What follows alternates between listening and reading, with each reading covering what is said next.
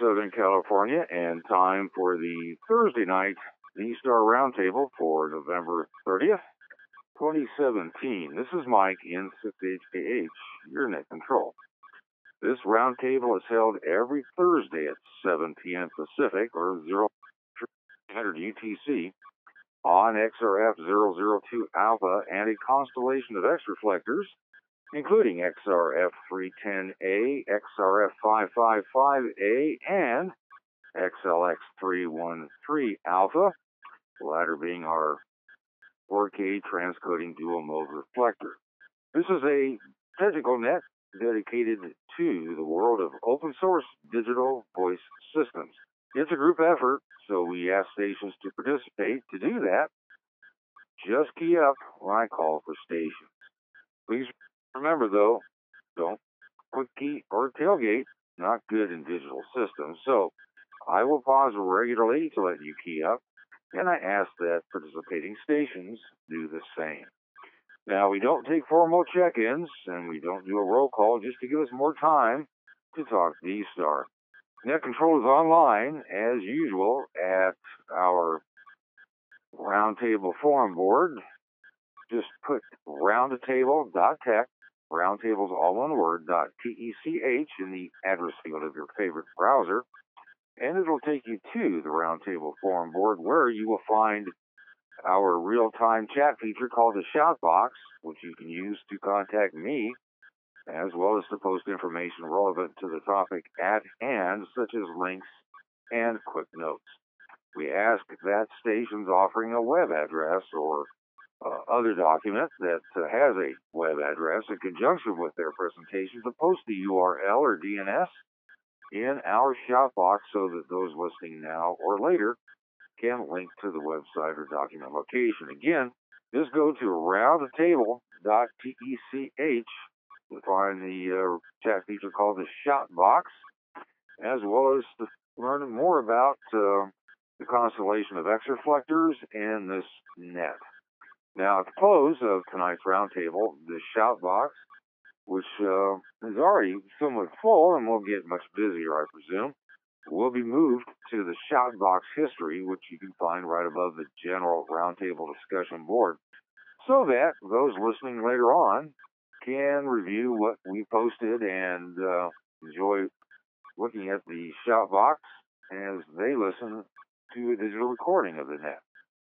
Podcast listeners, of course, get the Shoutbox downloaded automatically.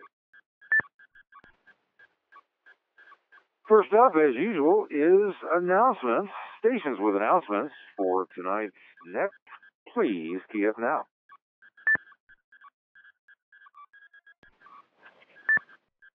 WB5EK. And we start with Dawn, WB5EKU. Thanks for joining us. Go ahead. Yeah, good evening, Mike and the net. Hope everybody had a great Thanksgiving. Sorry I missed the net last week, but I seem to be sitting at a table feeding myself, overeating. But that's what the holidays are all about. Last week was the anniversary of the K6PUW repeater, multi-mode repeater in Southern California. I actually got it on the air Thanksgiving weekend last year. It was at my house. It did not go up on the site on Oat Mountain until beginning of January of this year. But it's been on the air, and it's doing quite well. There's a lot of activity on it. All the modes are perking up, including P25. We're getting activity on that. So I just wanted to, it's been a lot of fun running this. It's, especially the first multi-mode high-level repeater in California. And, it's there for people to use. www.k6puw.com. So, and once again, hope everybody had a nice Thanksgiving. N6HKH, WB5EKU.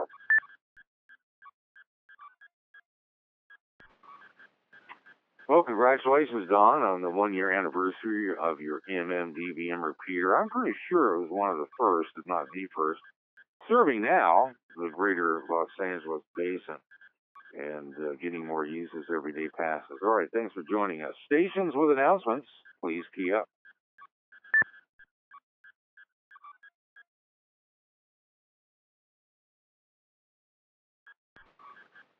Well, I didn't get any response then. The announcement I have is that a net that is new to the constellation of X reflectors and the Kings of Digital System had their first net, the Truckers, Travelers, and RVers net, which was held on another reflector, and they decided to move it to the constellation of X reflectors. We're tickled to death to have them. That net, this inauguration here, although it's not new, it's just new to us, took place Wednesday at 1900 hours Central Time, with the net being run by KD0QZR, and they had a lot of check-ins. Now, we don't take check-ins here because we just run out of time, and it would go on for a long time without any talk. But being a more traditional net, the Truckers, Travelers, and RVers net takes check-ins, and they took a lot of them. And it was fun listening to it, and I hope that they have great luck and success here with us, and I expect that they will. So, anything else for announcements before we plow forward and take a look at what's been posted in the Roundtable Forum board? It's the last call for announcements. Please key up now.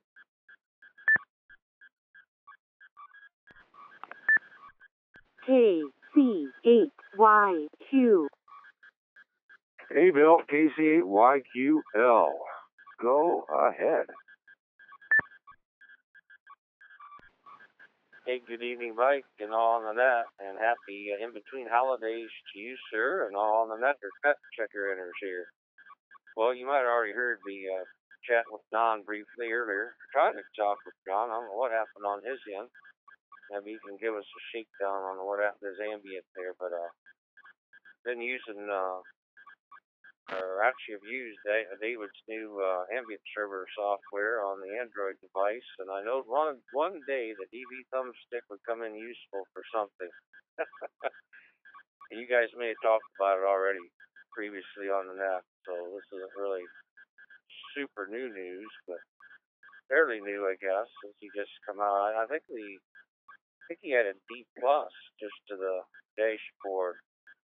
I think D+ is showing up on there now. I think it might have been the last update to the app, to where you can remotely run your, actually your 3K dongle should work, and I think Jim Mullins' Star DV I think will work too, but I'm not positive. I haven't got either one of those to try it. I guess there's no reason to get Robin's 3K because he never did do what David did as far as developing the software. At least I don't think he did.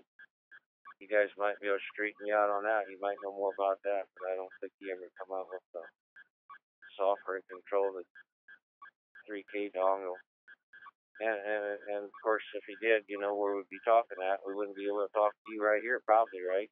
Anyway, that's all we got, Mike. I'll kick her back to you, and I'll be enjoying the net. Also, I'm going to sneak away at the bottom of the hour. I always check into the High Tierra net on 31089er. With those guys over in Las Vegas. They got a pretty good thing going on over there too.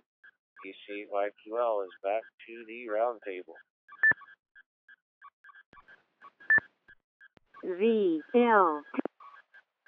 ZL2FY recognized. All right, Bill. So you were talking about the AMBE server that is probably best found on this groups.io group page. It's AMBE at nw.digital.radio.groups.io. Is that is that the same device? I just want to make sure we're on the same page that David PA7LIM put together. Back to you, Bill. I believe it probably is. I don't know if I ever logged into his actual the URL you just mentioned, Mike, but I just well, you know what they say, Google's your friend. Go to Google and type in there Blue DV or Blue DV downloads, and you're going to see everything that I've seen. Back to you, Mike. Alrighty, yeah, we did talk about that It's not last Thursday, but the Thursday before, and it's David has will explain produced a new version of the Blue DV AMBE Android that was last updated, I think, November 21st, because DMR Plus was added and some other things, but it's just been chugging along. People have had a lot of fun with it. It's an Android only, but an AMBE server is the other product. So, all right, thanks for reminding us, Bill. Thanks for being with us. Next up is ZL2FY. Welcome, and go ahead. Yeah, Roger. Sorry, Mike. I was just trying to make sure our repeater was on the round table. So that was just me trying to make sure our repeater was linked over. KC8YQ. KC8YQL is recognized unless you were trying to unlink, which didn't work there, Bill. Okay, Richard, well, no problem. And everybody should understand that accidental key-ups occur for all kinds of reasons. We all do it. And if you do that, you pop up on my screen, because I see everybody, just let me know, and I'll take you off the list and stop calling you incessantly. Thanks for joining us again and making sure that your repeater's online, and one of many that participate in the roundtable on Thursdays. So, KC8YQL, did you have something further? Go ahead, Bill. That was a 2-meter old DVAP outdated that keeps keying up by itself. So, can you guys want to drive to Ohio and drive by my front of my house? I'll throw it out the front window and you can have it free of charge. Back to that, KC8YQL.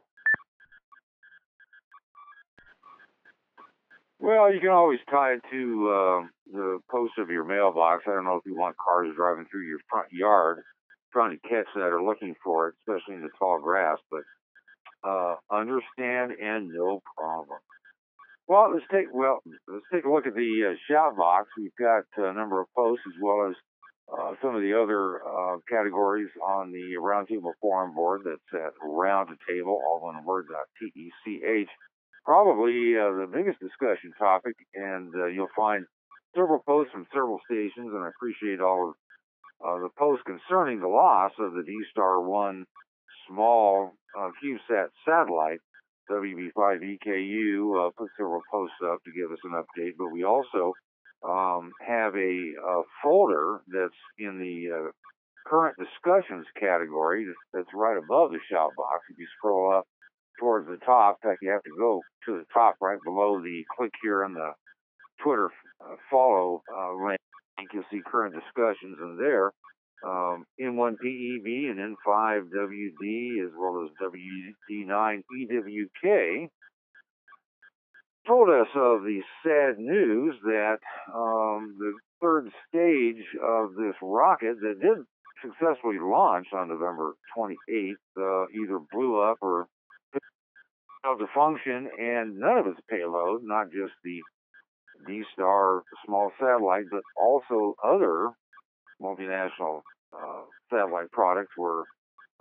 It's not clear what happened, and maybe we can get a better update from stations that are watching it. I'm not sure that the Soviets, because it was launched from some Cosmos station in eastern Russia. But anyway, it didn't go, and either it's space debris floating or orbiting the Earth, or maybe the entire third stage, which distributes its payload in appropriate orbital status and height, may have fallen into the Atlantic Ocean. It's hard to say, but there are a number of posts there. I appreciate that. And there's a lot of links, too, for those that are interested in this D-Star satellite, which carried which within this particular satellite had both commercial and D-Star digital voice system.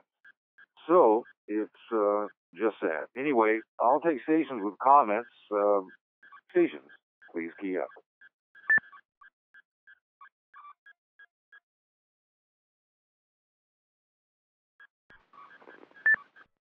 KC8YQ. KPAYQL, were you going to announce the winner of your toss out through the window contest? Go ahead. That was fast there, Mike. Fast thinking on your part. No winner. I'm still talking on it. 145.980. 145.980. The little girl that advertises the Fox One amateur radio satellite was talking to me early this morning. So we know the original CubeSat's still intact and is still working, and I did hear amateurs talking on it also. That's 145.980. And of course, you guys know what the uplink is. It's 435. Maybe I forgot. 435 something or other. 750 maybe. And it has the lowest encoding PL tone that's in our amateur radios, which is the 67 hertz tone. Back to you, Mike. KCYQL.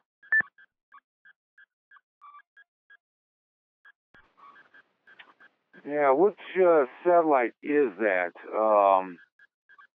I've forgotten what the Fox One is. Is that NO84 or AO85? I'm not really sure. Do you know, Bill? Go ahead.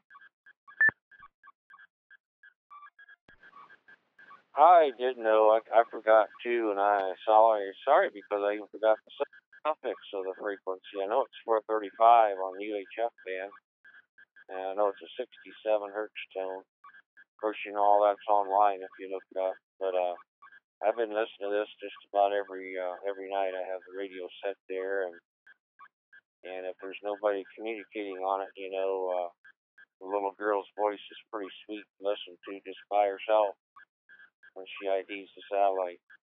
I was thinking it was maybe 91, but I'm not really sure. Don't quote me on the 91. But what's strange about it is it must be zigzagging, because I'll hear it really good, about half scale on the radio, and then it'll be in there, I don't know, maybe 4, 5, 6, 7, maybe 10. Well, I don't know. I don't know if it lasts 10 minutes, maybe sometimes, and then it will go away, and then it comes back again. So I've been going to check out the pattern it actually is going in to see whether it's zigzagging. I don't know if that would be possible, but anyway, that's a lot of times what I experience on my end. Have you heard that before, Mike? Have you heard it? And if you have, I wonder if you notice that. It comes and then it goes. And then just, briefly within a matter of minutes, it comes back again. There again, it could be having transmission problems. I don't know. Back to net, KCYQL. 9Y. Well, I'm not exactly sure. I mean, there is a new launch of, I think they call it Fox One Bravo that's been labeled AO91, but its downlink is 145.960, so perhaps you're talking about the earlier one. Anyway, 9Y4DG. Welcome. Go ahead. Hey, good evening there, Mike and Bill. Name is Dev, Delta Echo Victor, and on the island of Trinidad, the Twin Island Republic of Trinidad and Tobago. Trinidad is the southernmost island in the Caribbean, just north of Venezuela, just north of China here. And you're correct, Mike, it is 145.960. The uplink is 435.250. And Bill is correct, it has the lowest encoding tone, 67 Hertz. And the reason, Bill, that you would find that the signal will be in and out is because unlike some of the satellite is in space, there's nothing holding it up. If a car is traveling down the highway, it will always maintain its orientation or its attitude. However, this satellite is tumbling in space, and its antennas are rotating. Well, of course, because it's tumbling, it's changing polarization. And it's for this reason that your normal vertically polarized antenna will not work. And this is why you may need circular polarized antennas and so on. I've worked it a couple of times.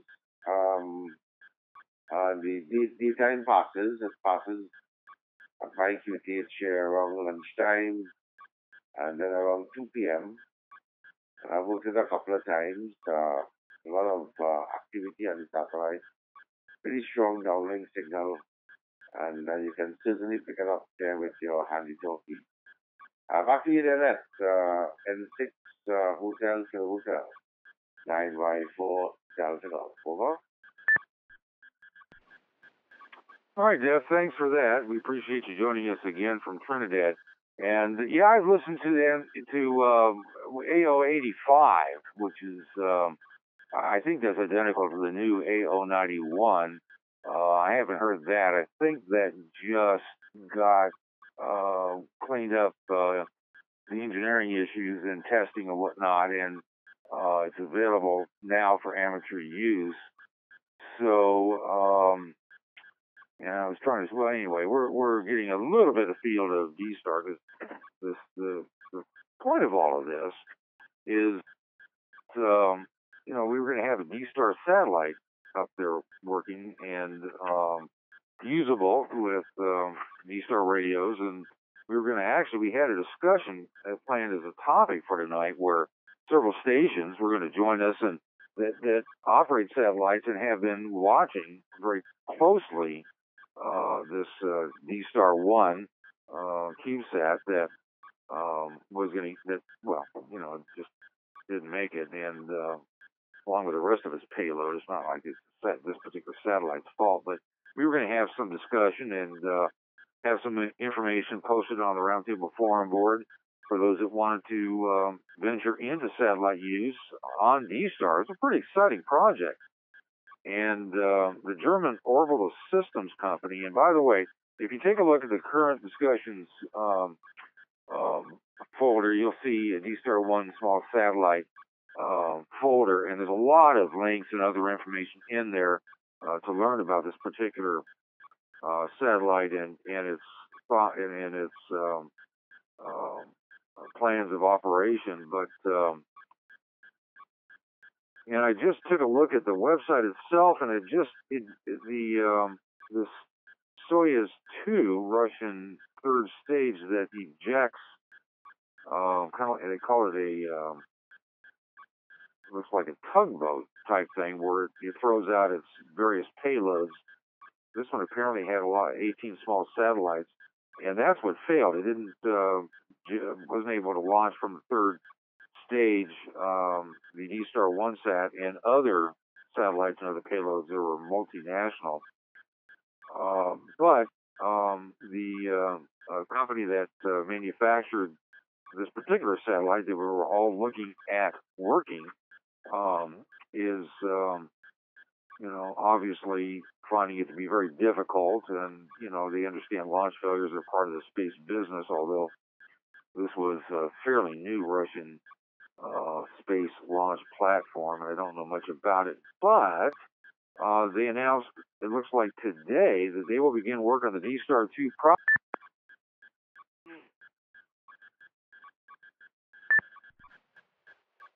No, just a minute. So that was my fault. I'm trying to read and hit buttons and do other things. Too much going on at one time. So anyway, they're going to call the next one D-Star 2, and it will be based on the flight spare of D-Star 1, and a launch is scheduled for the second half of 2018.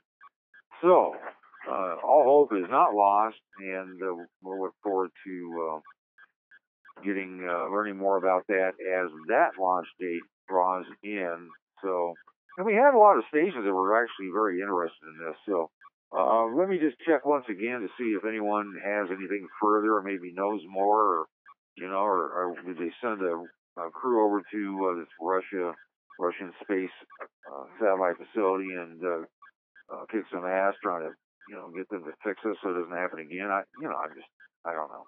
Let me just check before we move forward. Stations, please key up.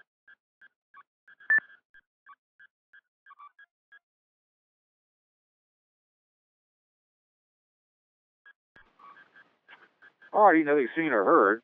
I wanted to ask, and you guys can send me an email or post something on the shout box, or maybe I'll add a folder. Just want to know if you had any interest in a non-D-Star, non-digital topic, which would be amateur radio satellites. I mean, there's a lot going on. There's telemetry you can listen to. There's the International Space Station. There's several amateur-based satellites. They're not D-Star, but they're out there, and I hate to venture off into things that aren't related to the digital voice modes, but if there was interest in having a topic discussion, kind of a panel discussion, because I can get several stations that are experts at doing this, and maybe even get a rep from AMSAT to come on and help us understand how to operate these satellites. Would this be something of interest to you? Let me just take a quick check to see if anyone has any comments on that. If you're getting upset and trying to throw tomatoes at me because we're off topic talking about amateur radio satellites, that's fine. And there are nets that discuss this, but at some point we are going to be talking about satellites on D-Star in the future. So any thoughts on those stations? Please key up.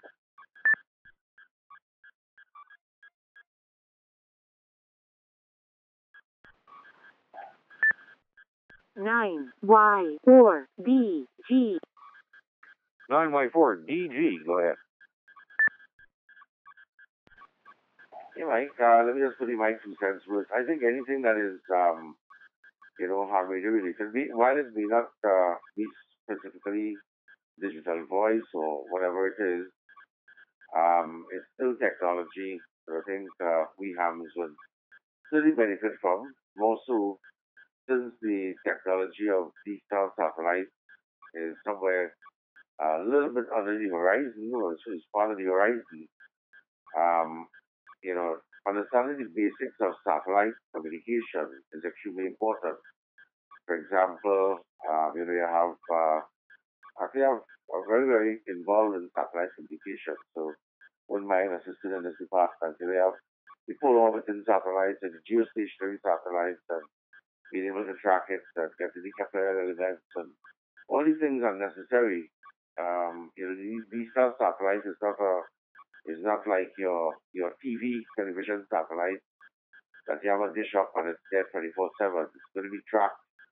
You have to have antennas that will track both azimuth and elevation if you really want to track it from horizon to horizon and stuff like that. So the ground route is going to be definitely important if you really want to embark on, really want to benefit from these satellite device. Back to you, 9Y4 Delta Golf. Over.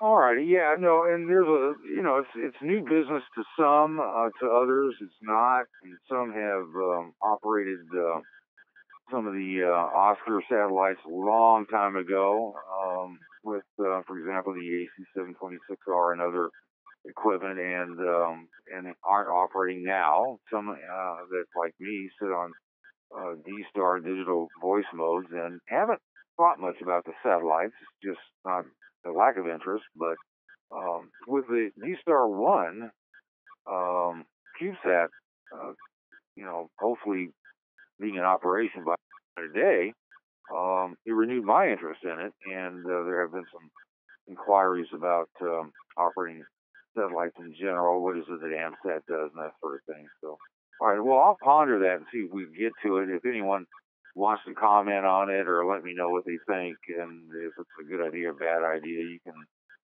either post something on the Roundtable Forum board, or you can email me. It's n6hkh@ne.com if you choose to, and we'll see where that goes. So, all right, well, let's move on. We have one D-Star satellite down, and hopefully have another one up here in, late next year. So, there's another post in current discussions by K6KD where he had to restart XLX313 and was concerned about some of the DMR users that were connected to XLX313 and their not knowing that the restart occurred, they would have been unlinked or disconnected, and hoping that they got the information that a restart had to occur. And I thought I'd call on John K6KD to talk a little bit about this reboot. It's not that it's a big to-do, but it does happen, and perhaps you can just tell us a little bit more about how the XLX313 restart, as far as it kicks everybody off and then relinks it, and some of the other things that we have to think about. And just because from time to time reflectors have to be rebooted. So K6KD, do you want to do that? If not, I don't know. I'm going to have to issue punishment, but K6KD, go ahead. Okay, I think I can mention that. Are you hearing any background? I get you probably are. Let me just ask you that first.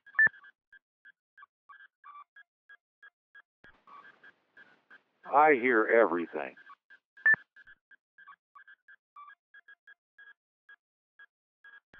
Okay, picky.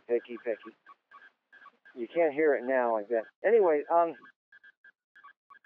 what happened is we needed to reboot 313, and I'll explain why. But what happened is all the gateways linked back immediately within seconds, but only about 50% of them, if they had been linked to a particular module, say typically A, linked back to the module. So in that case, it would have been necessary, if it were module A, to issue a 4001 private call with OpenSpot, or 64001 with PyStar, or an image running DMR gateway. The reason for it is there's a bug in the software right now that doesn't populate the internal data structures with DMR IDs unless the system restarts. There is a cron job that runs periodically every couple of days that goes out and gets the DMR database and creates a file. But what should happen and doesn't happen right after that is that file should have been loaded into internal data structure so the reflector could use it. And right now it only happens when the reflector restarts. So either there'll be a future version to fix that, or maybe we'll fix it ourselves like we've been doing before. And but in the meantime, what was happening, and it was an insidious problem. There were new users that had new DMR IDs that had not been incorporated into the system, and they couldn't connect. And a lot of us felt, well, because they're new users, they probably weren't programming their radios correctly. So it was a very unfortunate situation, because what should have, especially for new users, should have been something very easy for them. Just, unfortunately, it was just the opposite. But once it got restarted, a bunch of stations all of a sudden, connected, and so I think we're okay right now. But we may have to, at some point in the future, well, if we update the software, we'll have to restart. But short of that, we may at some point have to do that, to capture new DMR IDs. Back to Mike, or back to Ned. Well, you can hand it back to whoever you want, because it's going to end up being me anyway. So, all right, John, thanks. Well, I guess the important thing to understand is that the restart of XLX313 was not because it wasn't operating correctly or it had problems, and the software bug isn't related to the general operation. It's related to the need to incorporate the new DMR IDs, and the only way to do that is to do a restart. That's what I understand. And the plan for the future is to find a way to do this without having to reboot or restart XLX313 or any other transcoding server that's hardware and software based. So, and it's unfortunate that those that are connected, and you know how it is, people leave their DVAS dongles, hotspots, access points, whatever, connected all the time. And if you are on DMR, you've got the talk group selected, and you're just there with your hotspot or however you choose to connect to Exelec 313, and then you discover that you're now unlinked. And, I guess the long and the short of it is to make certain that everybody understands it's not you, and it's not like the 4K transcoding server is difficult. It's just that we needed to scoop up a new batch of DMR IDs so they would display correctly. So let me see. I hate to just repeat people, but I want to make sure I got that out correctly, John, and make sure I understood what happened. Do I have it right? K680, go ahead. Yes.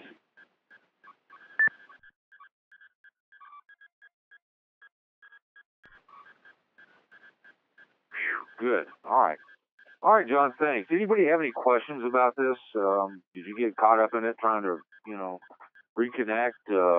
If you're a brand new DMR user, that is, you have a brand new DMR ID, or you have difficulty getting your call sign to appear, unless you just signed up or just got your new, DMR ID, it should be now in the database. So let's just check to see if there's anybody with any issues here before we move forward. Stations, please key up.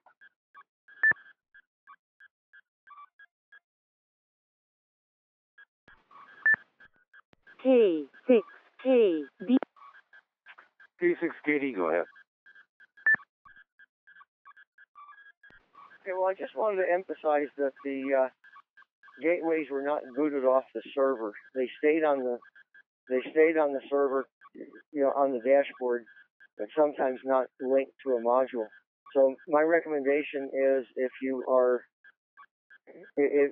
generally persistently linked to a module and you don't hear anything, or just on occasion, it's not a bad idea just to check the dashboard and make sure that you are linked to the module.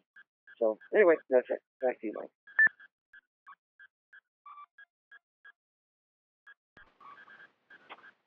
Seems pretty obvious. All right, John, thanks. Another post in the current discussions folder is about the ICOM ID 51A plus 2, and the KE0OSY asked that, and is responding to a post earlier from another station, says that he's tried for many, hours, long time, with lots of research and trials, etc., to get the terminal mode to work on his ID 4100A. And everything failed. He finally gave up, and then he just abandoned the project by purchasing a Shark RF open spot, and he hasn't looked back since. Just a sec.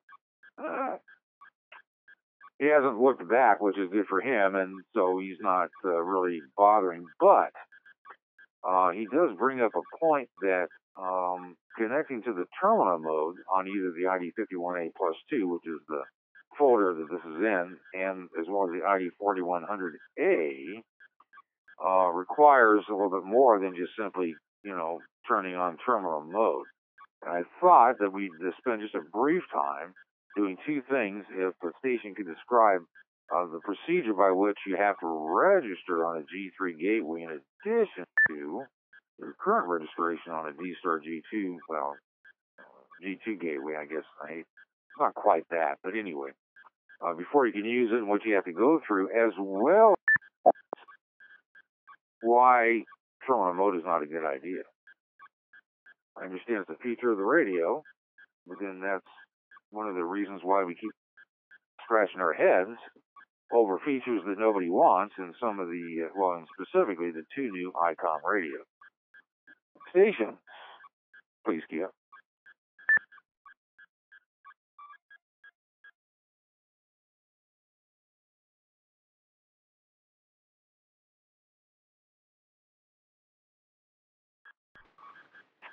All right, so nobody knows how to connect to using the terminal mode on either the ID 4100A or the ID 5100A plus 2 surprise. I know there are people out there that do.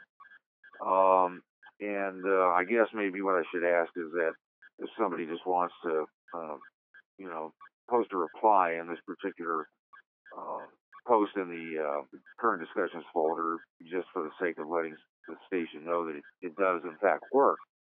But more importantly, perhaps I can get some help in explaining what terminal mode is for those that are, gobbling up new radios at discount prices on, that are offered during Cyber Monday and Black Friday and other holiday sales events. I mean, for example, HROs have been loading up my inbox. Not that I'm complaining. I like to look at this stuff. Advertising these radios, and they get them, they go, hey, terminal mode, cool. Perhaps they aren't aware that terminal mode isn't quite, isn't quite what it seems. And maybe just a real quick review, since it's been a while since we discussed this, would be appropriate. Calling on stations to offer some help. Please key up.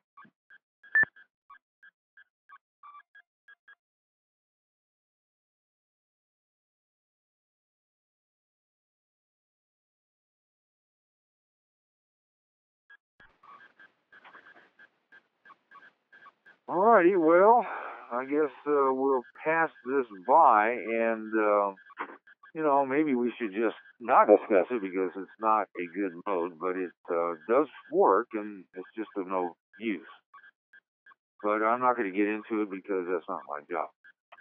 So we'll pass on that, and maybe we'll get someone that will post in the Roundtable Forum board to give the station some peace of mind. Although I'm glad he's has a purchased an open spot and finds that to be much better. In the general discussions category, there is a post by KE0LMX today that was a follow-up to a discussion that occurred the last 2 Thursdays where we talked about, you guys remember this, are there too many reflectors? And we generally just decided no. Is there too much linking? And the answer was, well, not really. But the one issue which I did bring up last Thursday has been illustrated by Tim. By the way, Tim's net control of the new Power Sports net that appears here on the Constellation on Tuesdays, 1900 hours Central Time, which is 0100 UTC on Wednesday. It's a new net, but he's trying to understand the concerns, as I'm quoting here his post. I'm sorry, I've got a cold starting, and when that happens, I mispronounce words, and sometimes I just keel over, and if that happens, I'll be right back. But he's trying to understand the concerns voiced by a couple of individuals about not having a complete understanding about exactly where their transmission might end up. And those that were listening last week or on the podcast will remember that I asked about this and whether it was even a valid concern, and I can't remember if either nobody keyed up, which I just assumed was a negative, or someone keyed up and said, no, it's not a concern. But it still is rearing its ugly head in a number of social media platforms. And while I don't understand at all why someone would voice this concern, it's just out there, and I thought I'd point out this particular post. And if I'm missing the boat here, that is, there's something that we should know about where our transmissions might end up on a digital voice system, please let me know. I don't profess to understand all the concerns of everybody that's licensed, but still, I tend to agree with Tim that this fear of where your voice may end up is irrational and just generally doesn't make sense in the overall scheme of amateur radio. And while fortunately there's no station mentioned, and there shouldn't be, and I would have redacted it probably anyway. It just keeps popping up, and I don't get it. But anyway, if anyone has any comments, please feel free to post a reply to the post under Too Many Reflectors, Too Much Linking, or better yet, if you have something that you'd like to express on this, we'll take you now. Please key up.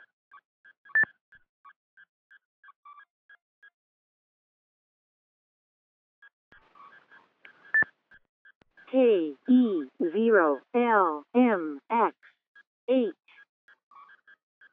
And there he is, KE0LMX. Go ahead.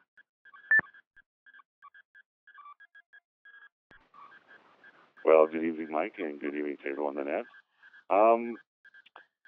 As far as that topic goes, I think it seems to be centered around one individual that obviously shall not be named. And as I think I mentioned in the post, I was originally concerned that there might be something valid there that, as a fairly new D-Star user, I didn't completely understand. So myself and several others attempted to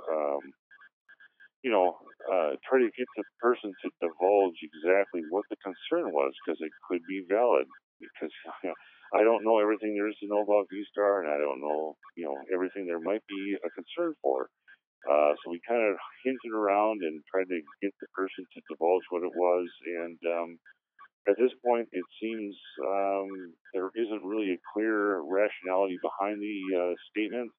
And, the particular comment has been blocked from further comments. So I think we just have a case here of one malcontent that, we'll let them be the way they are and on the repeaters they want to be on. And, probably no further discussion is warranted. It's just one of those things that comes up every once in a while. And everybody can do their own thing, and we can all exist happily together, and some of us can be here on the constellations, and some of us don't need to be here. So that could be just as simple as that. So thanks, Mike. Back to you. This is K0LMX.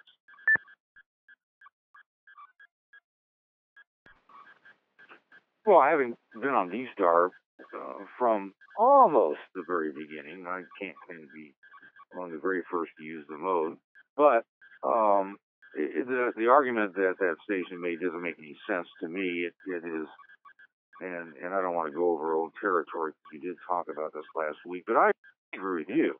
And rest assured, there isn't anything different or special, and nor is there any reason to provide, where exactly, if you key up a particular reflector or a linked system, your voice may end up. If nothing else, just think about this: stations or gateways connect and disconnect, and when they connect, there's just another endpoint where your transmission may be heard, and you can't control that. I guess it's reasonable for dashboards for reflectors, and perhaps a web page or maybe even a dashboard for a repeater that is a gateway to describe generally where it thinks it's supposed to be. Although when you think about it, reflectors can be anywhere, but they are somewhat regionalized across the U.S. and throughout the world, and some of them have designated purposes. But that's about the extent of it, because you can't control who may link, and certainly under the XLX, that is the D-Extra system, you can link reflectors to each other. Of course, it requires administrative approval on both ends, but still, I got to tell you, if someone's that concerned about it, maybe they ought to find another mode where they can whisper and or control where their transmission is going, I guess. I don't know. All right, Tim, well, I appreciate that. I just was interested. Yeah, I saw your post and wanted at least to bring it to everybody's attention. So I think I've covered all the new posts that have appeared in the Roundtable Forum board. At least, well, I think I may have skipped over a couple that were, not particularly. I'm reading new stuff here. W4LKS advises us that Kenwood released a new 64-page operating tips manual. Wow. Operating tips for that HT. Very good. I appreciate you posting that. Anyway, some of the other stuff that's in there is just really for passing interest and not really for taking up the time during the roundtable. But let me check to see if I missed anything. Did anybody post anything that we need to, perhaps throw out to the masses here during the net? Or if so, please key up. K6KD. K6KD, what did I miss? Go ahead. I just wanted to, probably not necessary, but I just wanted to comment in complete agreement with what Tim wrote. I was one of the people that tried to help this guy. And, it's, I would address a couple of his concerns, and then he would raise other concerns and went around in circles. So I think it became clear to me that he had both an agenda and an attitude, and I think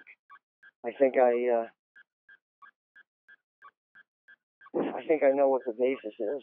And so anyway, it was not a valid concern from the get-go. It was a malcontent, and I think a person who has a lot of trouble, with a lot. And in fact, I don't think he's even using a legitimate call sign. Anyway, that's all I'll say. Back to you, Mike. K6PD. Well, if that's the case, I mean, malcontents can be fun from time to time, but, it sounds like someone that just doesn't like the mode and is, upset that people are, have reflectors that do things that he doesn't understand or doesn't want them to do. And if so, hey, but move on if you like, because there's lots of people that do think that the way D-Star and the digital voice reflector and repeater systems work, they work well. All right, anything from last week's discussions? I'd like to give an opportunity for those that listen to this on a podcast but are able to join us live that may have heard a discussion and thought to themselves, hey, I've got something to add to that, or, this one station that keyed up, I would sure like to, take issue with what they said, or if you actually conducted or led the discussion from last week and you'd like to add something to it, I want to give that everyone an opportunity. So anything from last week, we'll take you now. Please key up.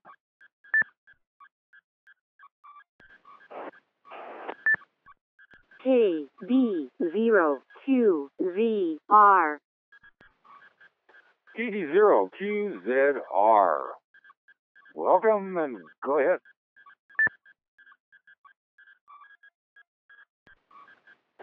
N6HKH Internet, good evening. KD0QZR, west or eastbound now on Interstate 80 in Wyoming, trying to hold on to my seat. It's pretty windy out here.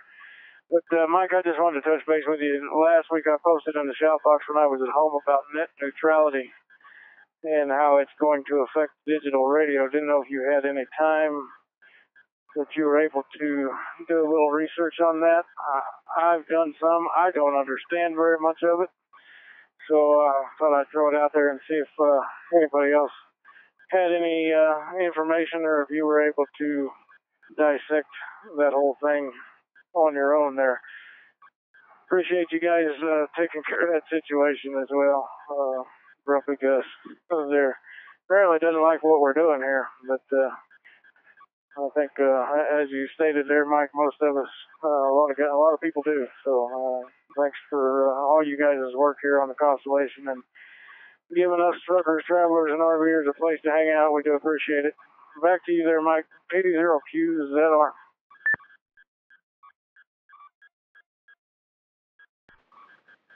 Hey, Justin. Well, I plugged the net earlier, and I was listening to it on the side. I'm not at all afraid to say that I listen to a lot of stuff and don't always have time to key up because I'm doing other things. But pretty good net. A lot of check-ins, and congratulations on its move to the Constellation here.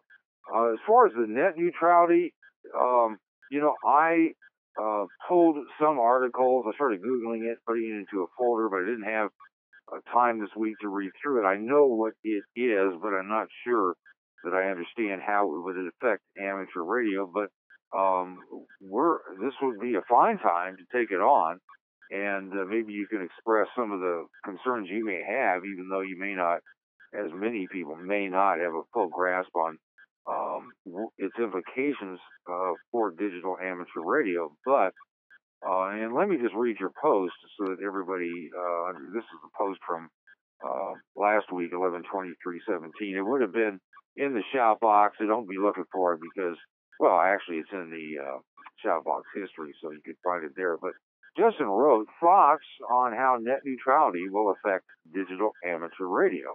Will digital radio be considered streaming and in turn cost us extra to be able to use our radios? So with that, let's just start it to see where we go. I won't be too terribly helpful because I'll explain why. But Justin, anything further before we call for stations to see what they have to man, I tell you what, I'm glad the cold hasn't fully set in, and probably won't until tomorrow, because if it was tonight, I don't even know if you guys would understand what I was saying. But anyway, KD0QZR, go ahead.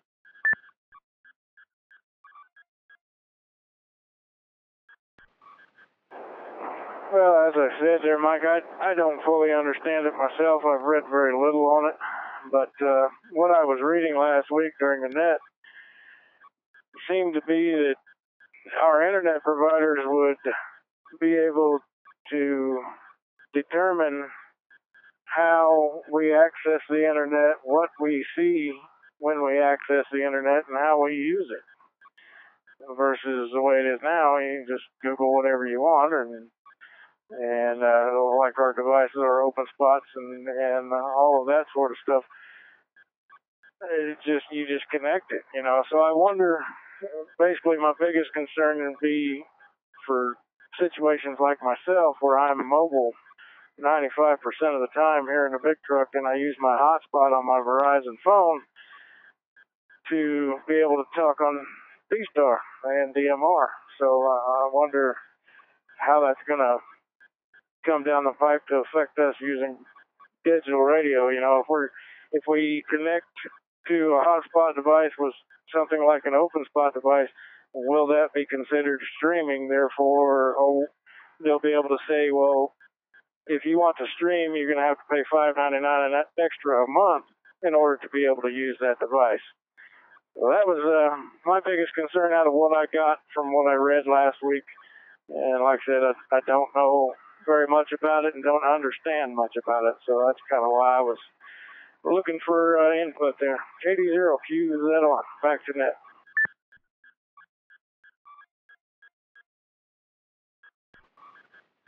Well, let's learn a little bit about it and see if it has any, would have any concerns for amateur radio generally, and more specifically about streaming digital voice.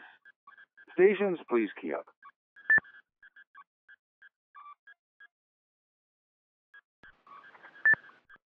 W6KBM. And we welcome back the Wandering Traveler, W6KD. Go ahead, Bob.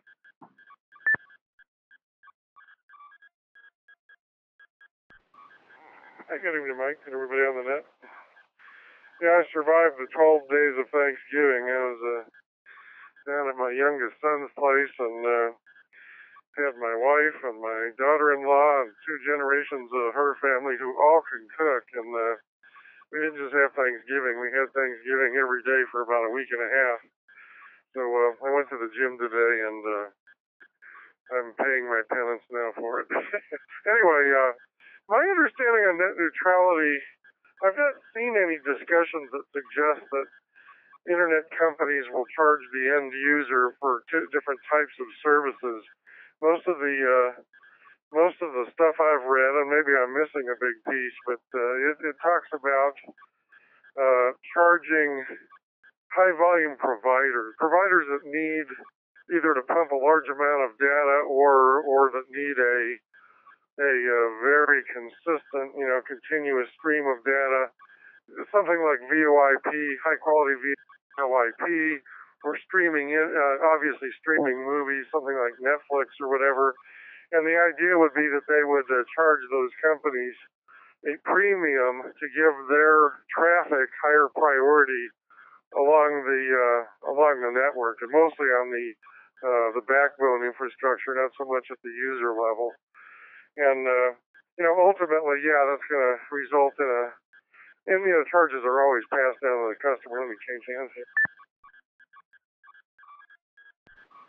But the counter argument is that companies like Netflix been getting a free ride by putting their content over the internet, and they don't pay for the comm infrastructure that's required to carry the content.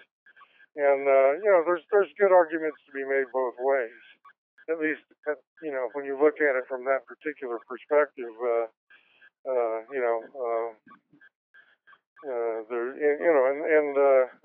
right now we're still at a stage, I think, with the fiber optic network still being built out, that our capacity is outstripping our demand still, or at least keeping up with it. And I think it's actually expanding faster than the demand, but at some point, just like Moore's Law kind of came to a screeching halt, and processors stopped getting faster, and they went to parallel processors and stuff that's not proving to provide nearly the kinds of increases in throughput. The same thing I think is going to happen is at some point they're going to start discovering some limitations on how much you can pump through the internet.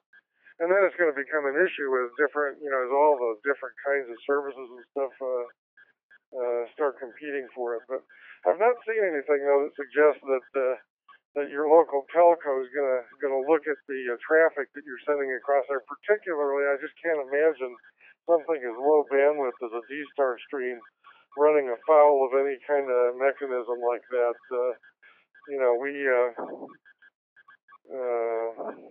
Anyway. Never say never, I guess, but I don't think they're looking at it that way. I think they're looking at it from the guys with deep pockets, and that would be the folks that are pumping large volumes of data, and in particular, streaming media is the big target area. That's what's driving all this. So that's my 2 cents. W6 City back on that. K6K. All right, Bob, thanks for that and for the explanation. Next up, K6KD. What say you? Go ahead. Okay, I was going to make a comment very similar to Bob's, but maybe just a slightly different slant. And again, I don't think it's going to impact us in the near term, but at the same time, it's not something you want to just put your head in the sand on. But I think the situation is this. You have a company like AT&T or Verizon that has invested heavily in the fiber optics and also provides a video service to the house. So, the question is, should they be forced to provide that same service to Netflix? Either provide them as fast a service or not requiring them to pay. And that's kind of the argument. And you can, I think, case both ways. Back to that.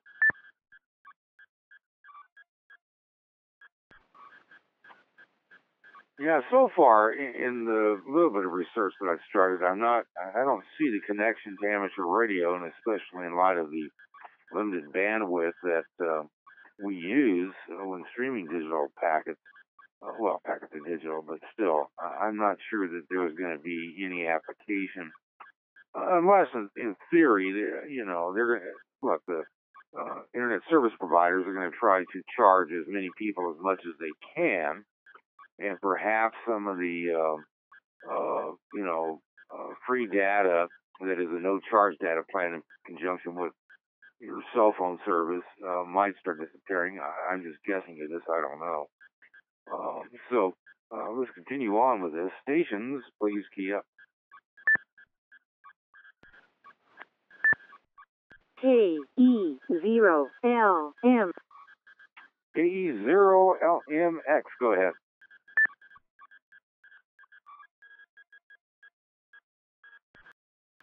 Thanks, Mike. This is KE0LMX. One thing to keep in mind about net neutrality as it applies to amateur radio is we're not just looking at high volume type bandwidth streaming type things. We are looking at the types of data that are traversing the network. Specifically, with D-Star or digital modes, you're looking at voice over IP. One of the things that drove net neutrality in the first place was local internet service providers blocking other types of voice over IP protocols that were not the service that they were providing to favor their own service. So this could have a real and direct impact to amateur radio, specifically digital modes, especially people who are using hotspots, where a local ISP would block voice over IP packets that were not for their own service. So it could be a very real impact even for low volume data streams. So yeah, pay attention to it. It is a bad thing overall and something we all need to be concerned about. This is KE0LMX.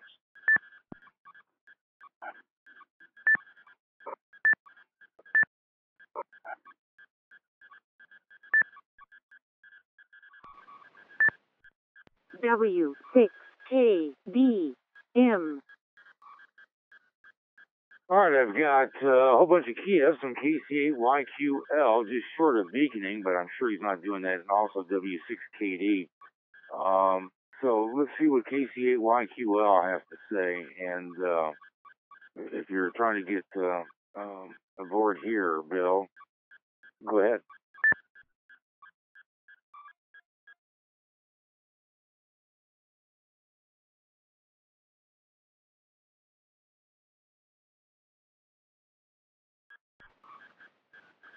KC8YQL, were you trying to check in or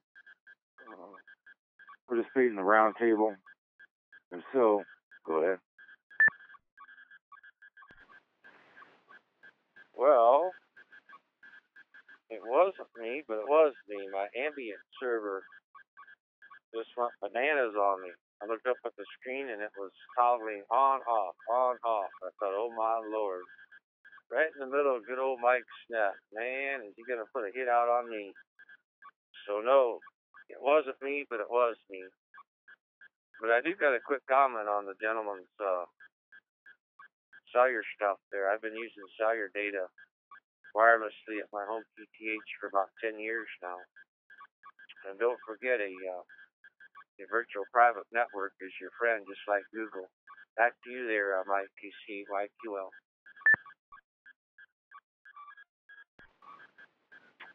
All right. W6KD. Go ahead.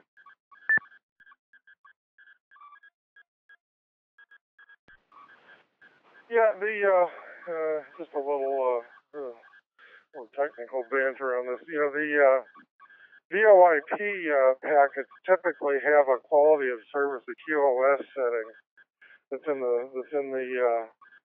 packet frame. It tells the infrastructure that this is a voice stream, and in particular when you're working the higher quality full duplex telephone communications, and double particularly if it's over long distances, and by that I mean international distances where latency starts becoming more of an issue, then the backbone infrastructure handles that traffic at a higher priority so that it doesn't get delayed. I don't see how they would be able to pick up on a stream coming out of a D-Star repeater or reflector. First of all, it's a protocol that they're not going to be familiar with. It's going to look, it's UDP packets, launch and leave UDP packets. It's not TCP/IP. And it looks just the same as many, many other kinds of activity. For example, real-time gaming, where you have, a bunch of guys connected to a server, playing Call of Duty or something. I don't know how they would be able to determine what type of traffic it is. Particularly since our packets coming out of our D-Star infrastructure, DMR infrastructure, whatever, do not have. They don't use the internet transport mechanism the same way that the high volume VoIP and stuff does. So I don't know. I agree that we should keep an eye on it, but I don't think it's anything to get paranoid about. I think their real interest is in the competing services, like John said. If you're Comcast and you're providing a telephone service, then you don't want UMA and Vonage taking a free ride on your infrastructure to outcompete you. They cut you short because they don't have to pay for the cable system and the suppliers and the customer service guys to go fix it and all that stuff. So I think we're probably safe, but you never know. 36 Kitty. K6K. K6KD recognized. Yeah, and following up on KD0LMX's comment, it seems that net neutrality would favor amateur radio because at present, without net neutrality, providers can discriminate against certain sites and certain users. It's commonly seen in when you read the fine print on a lot of the internet service, the cell phone providers, for example. It says we can, throttle the bandwidth that is slowed down your internet usage, that is your data charge, after you use so much data, so many megabytes or whatever. And net neutrality would put an end to that, as I understand. And plus, there was the issue of net search neutrality, which is terribly relevant, but some of the big providers like AT&T and Comcast, maybe some others, were actually fined for throttling the uploads of competing services to ones that they provided, but using AT&T service. So if you're using AT&T and you want to take a look at something that I don't know, somebody, let's say Comcast had something, I can't think of anything offhand right now, there's lots of examples, I'm sure, and they would just make it difficult or make it so slow that you wouldn't want to use it, even though AT&T was the only provider available to you in your area. So, because in theory, because it has to treat everybody the same, and given that it would be unlikely that they would be able to, as Bob said, identify our use, I actually think net neutrality is something that would help us, and even the net bias that exists from the internet service providers. But that's just my general overview. K6KD, go ahead. Okay, well, based upon a couple things said, I want to recommend some topics, not for tonight, but maybe for additional. Bill mentioned the VPN. I think that's a worthy topic to discuss if we're doing things over the internet. But the other thing I would add is peer-to-peer, and also QoS, quality of service.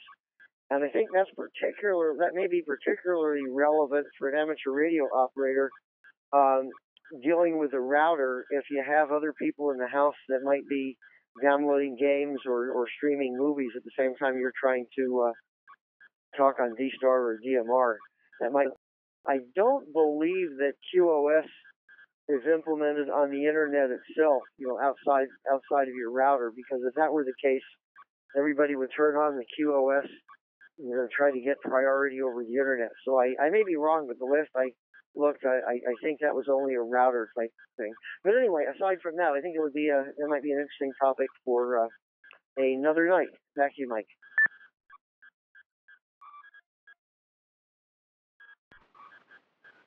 Well, I'll add them to the list and see what we can work up on that. Net neutrality is really a policy. The Federal Communications Commission, of course, controls this. But, the argument is that in net neutrality, that all internet traffic should be treated equally, and that it doesn't matter. I think under the implications of this ruling, and I'm not even certain if it's actually been passed by the FCC. Maybe somebody can let me know if they've issued an administrative ruling on this.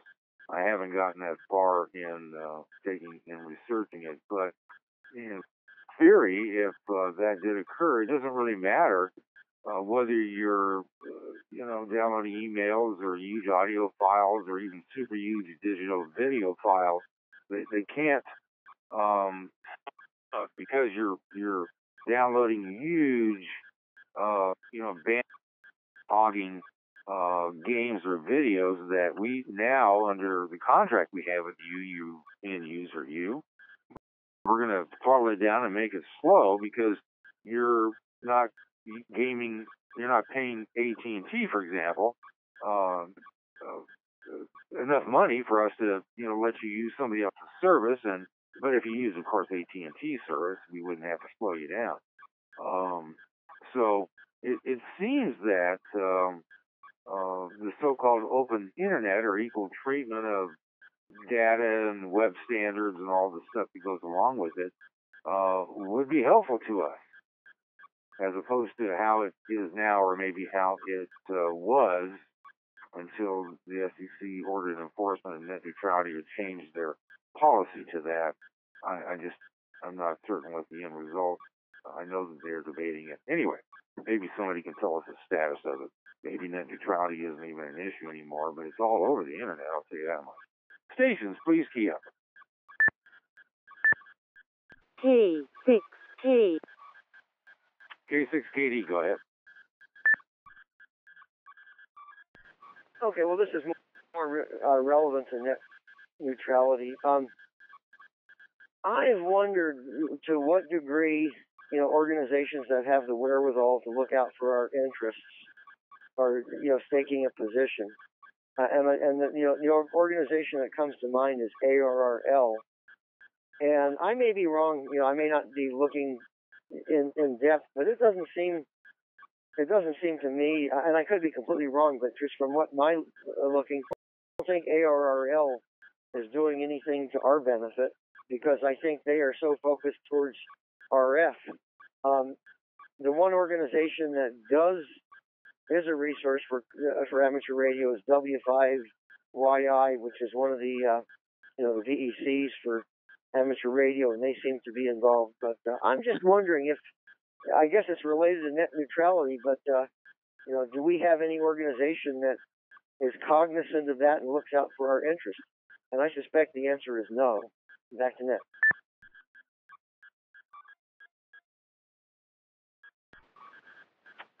I don't know, and I don't know if ARRL is taking a position. And as a consumer and user, it seems that we would want net neutrality, if I understand things correctly. All right, thanks, John. Stations, please key up.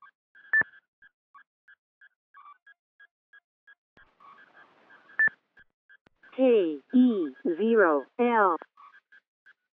KE0LMX, go ahead.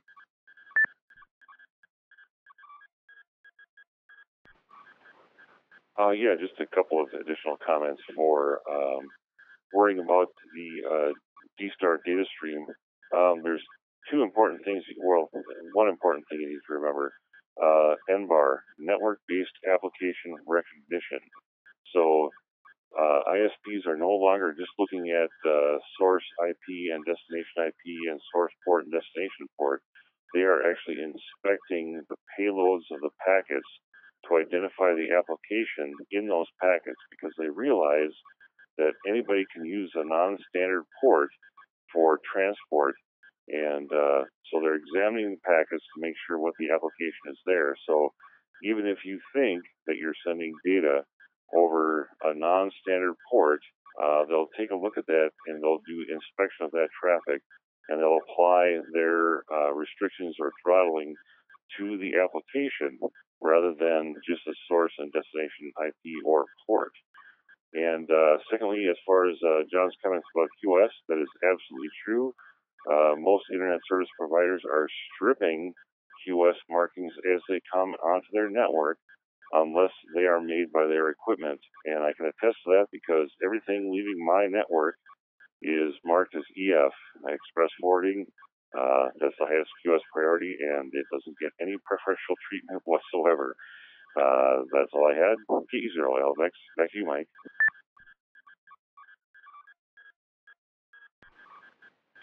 Well, then, Tim, aren't you advocating for net neutrality? Wouldn't that solve the issues you just discussed? Back to you. Yes, I am absolutely advocating for net neutrality and keeping all ISPs as I think it's Title II providers, where they cannot discriminate against any traffic transported across their network. And again, this is primarily providing the last mile providers from your house to the internet. So yes, I am advocating for net neutrality. It should be kept in place.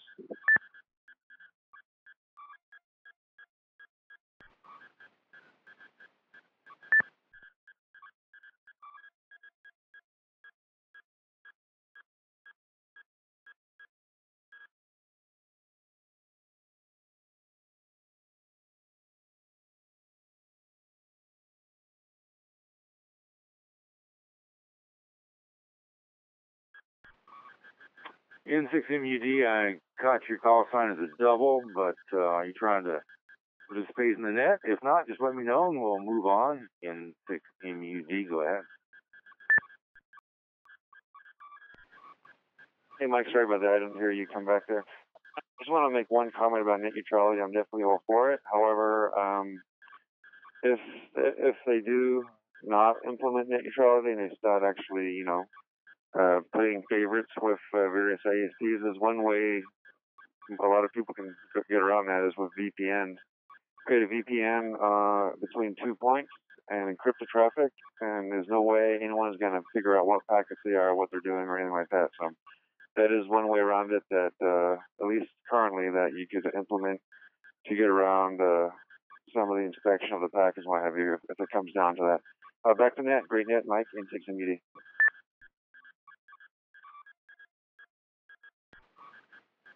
Okay, Craig, I appreciate it. And I need to correct myself, and this is my fault, because I probably should have just said, well, we'll do net neutrality next week after I have a chance to get into it. Net neutrality is what we have now, in theory, although it doesn't seem so, because I still know that, at least through contract, that your internet service can be throttled down after you've used so many megabytes. And maybe that doesn't apply. Maybe that has nothing to do with net neutrality, and I shouldn't have brought it up. But from what I am reading now and trying to get a little bit up to speed, net neutrality is what we have. The FCC is apparently considering ending net neutrality. And the battle is that we don't want, at least the argument for net neutrality is to argue against the FCC adopting anything that would destroy net neutrality. And apparently Chairman Pai, who's fairly well known as a former Verizon lawyer, allegedly is trying to destroy the open internet. And of course the big phone cable companies, lobbyists, etc., are trying to end net neutrality rules, that is, get rid of those that were adopted, and to allow them to go back to where I guess it used to be, where they could decide what you'd see and what you'd not see. And it also appears that net neutrality isn't fully implemented in the sense that there are a lot of holes in it, which then I guess explains why you can still see throttling and you can see games being played by using products that are in competition to products supplied by your internet service provider. And there's a lot of commentary here in the in the internet, if you Google it, where they claim that the FCC chairman has got an internet killing plan, quote unquote. So get it backwards.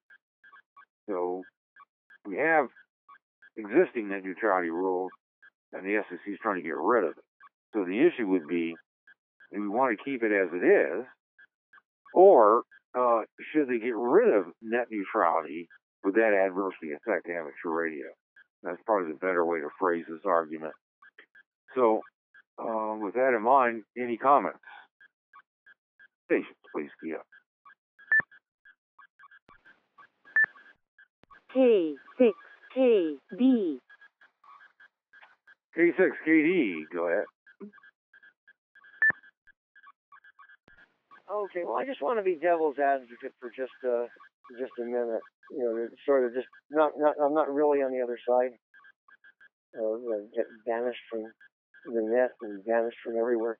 But I guess the question is this: if a company like AT&T or Verizon goes to a lot of expense to build out, you know, a fiber infrastructure, not only a fiber backbone on the internet, but fiber to the house, and they're not able to give themselves an advantage over a competitor. What is the incentive for them to do the build out back to net? N7TA. Well, let's find out. N7TAE, go ahead. Well, I think the advantage is that, for example, I pay Comcast every month for the privilege of using their internet. Period. They get my money for that. They don't have a right to throttle anything that I do over my line. So that's the way I feel about it. They get their money from me, and the government should be providing a neutral place to drive the cost to be the lowest they can be. If Comcast wants to compete with Netflix, they should offer their movies for less money than Netflix does. So I think that's the way that should work from my point of view.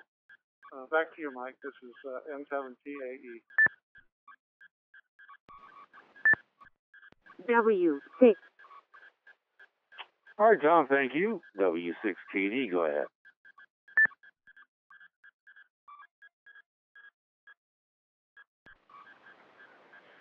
Yeah, well, I think we're starting to see some of some alternative approaches to it.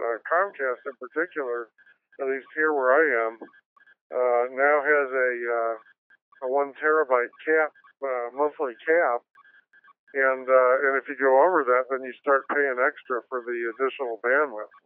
They're not looking at they don't care what you use it for. But if you go over a terabyte, and if you're somebody who streams a lot of video content, and particularly if you're doing 4K video streaming, you could run afoul of that and end up with a bigger bill. And there's probably something to be said for structuring it in such a way as you pay for what you use or whatever. You know, just as once upon a time we used to pay for long distance telephone usage by the minute. You know, you paid a toll every time you made a call.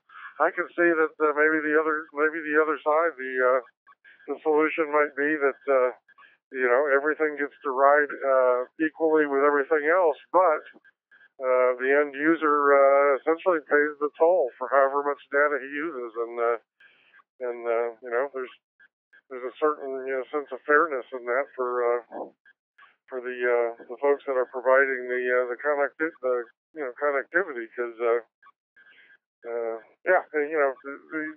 bottom line is if it doesn't work, if the company can't, like John was saying, if the company can't make enough money to justify putting in the infrastructure, then a lot of people are going to see growth. You're going to have a lot of people. There's still large areas in this country that are underserved by internet. In fact, not very far from me, out to the east, out in the plains, they're where I'm sitting here with a 200 meg per second cable connection. Those folks are they're sharing among a neighborhood a single 1.3 meg low speed DSL line, so there's it's going to be a give and take, I think.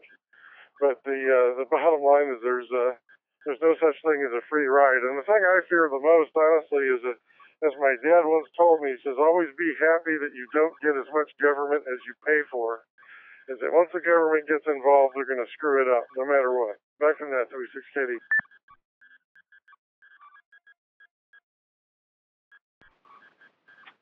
A bit of wisdom there from your dad. Well, we've got a couple posts in the shout box, one from KK6MYS, which implies that perhaps the net neutrality rule doesn't apply across the board. That is, that there are some, he seems to believe that there are some internet service providers that don't have to adopt net neutrality, although that doesn't make a lot of sense, but, you know, that doesn't mean much. That is, it doesn't make it, that is, it's not making sense doesn't mean that it isn't true. And I appreciate N7TAE as well for their links from both of those stations to help us sort this out.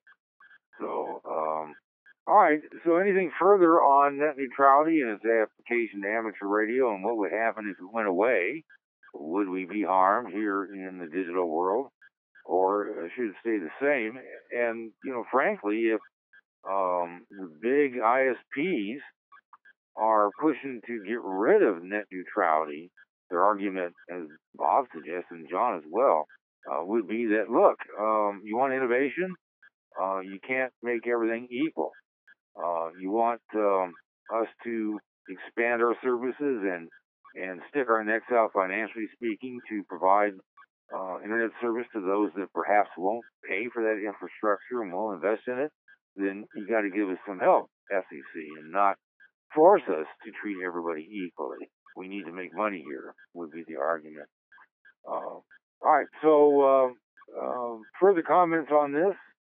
It seems like it isn't really clear whether it would harm or help amateur radio, but it seems, though, that net neutrality is something that favors what we do here in the digital realm of amateur radio, and keeping it going to the extent that it applies to us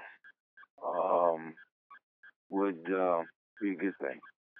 Your thoughts before we move on? Stations, please, Kia.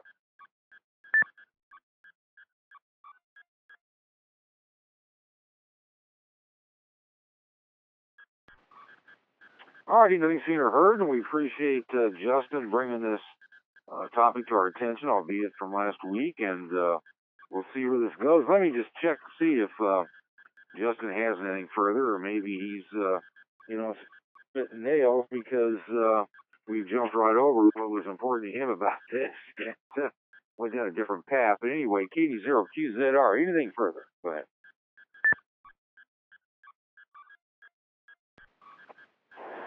No, Mike, I appreciate the discussion. That was my understanding, was if they roll back net neutrality, then they'll be able to have more control over what we do with our internet connection. So a lot of good discussion there, and I appreciate it. 80QZR, back to net.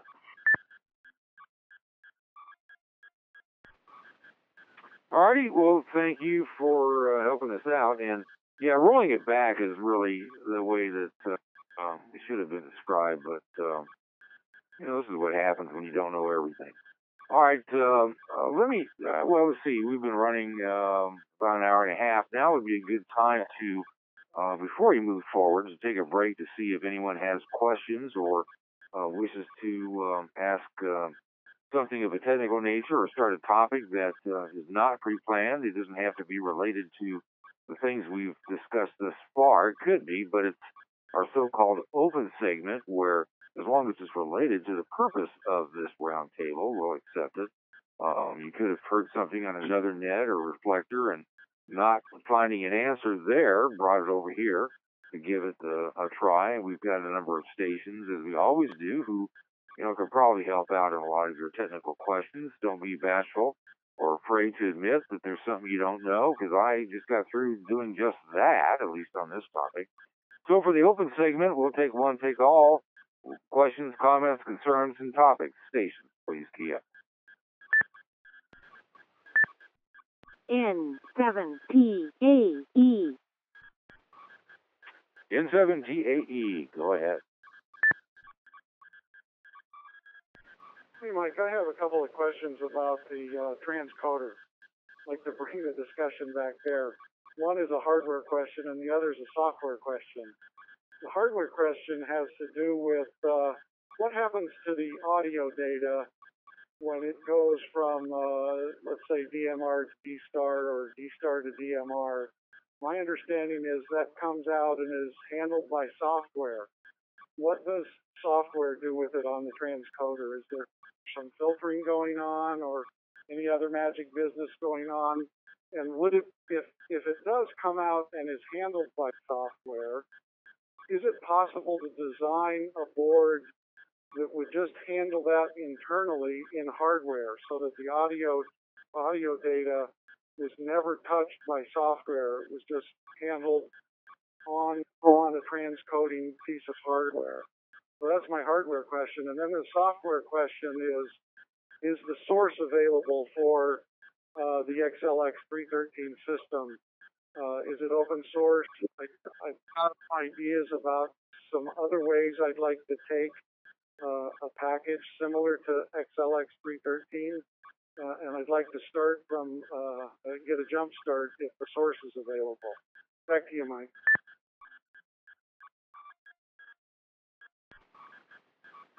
All right, excellent questions. Let's see who has the answers. Stations, please key up.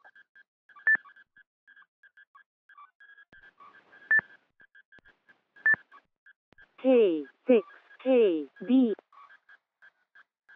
I don't know why I said that. I should have just called out these two stations. I have W6KD and K6KD. W6KD, reach out. John, Bob, go ahead.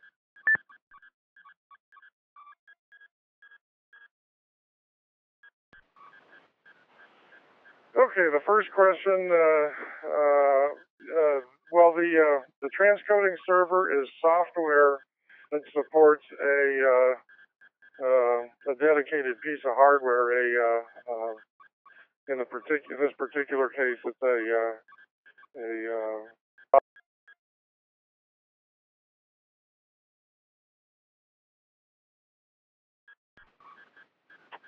All righty, nothing seen or heard.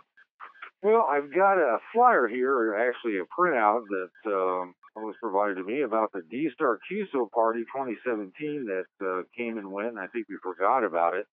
But ICOM has announced the lucky winners.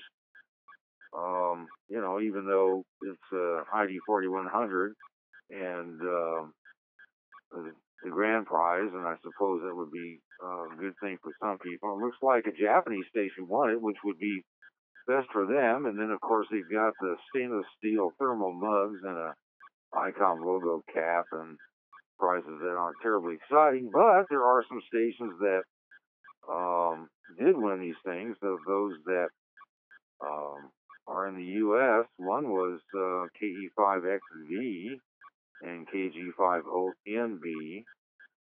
And let's see, there's also N7NEV.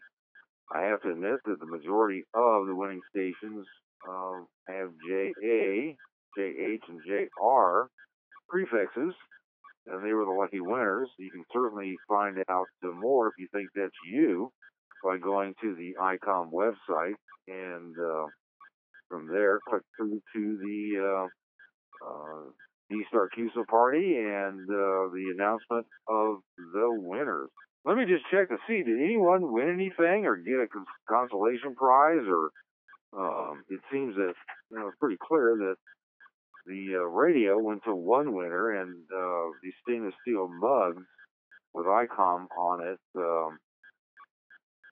and the cap have been announced. Maybe there was some more stuff. So anyone win anything or get any notices from, or get a notice from ICOM saying, congratulations, here's what you get? Would you like to hear the thrilling prize that you may have received? Stations, please key up.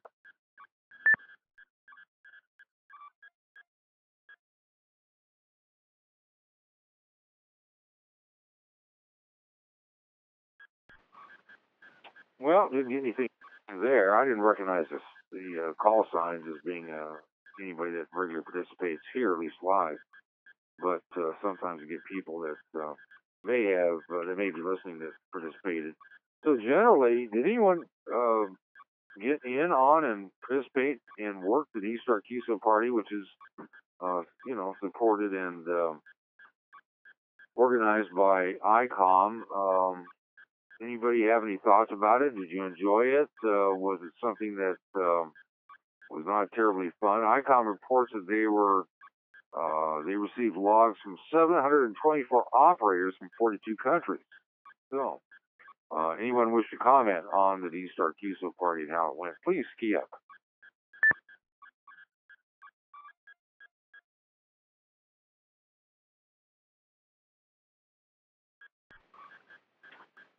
All right, nothing seen or heard. Must have been a really rousing success and just so much fun.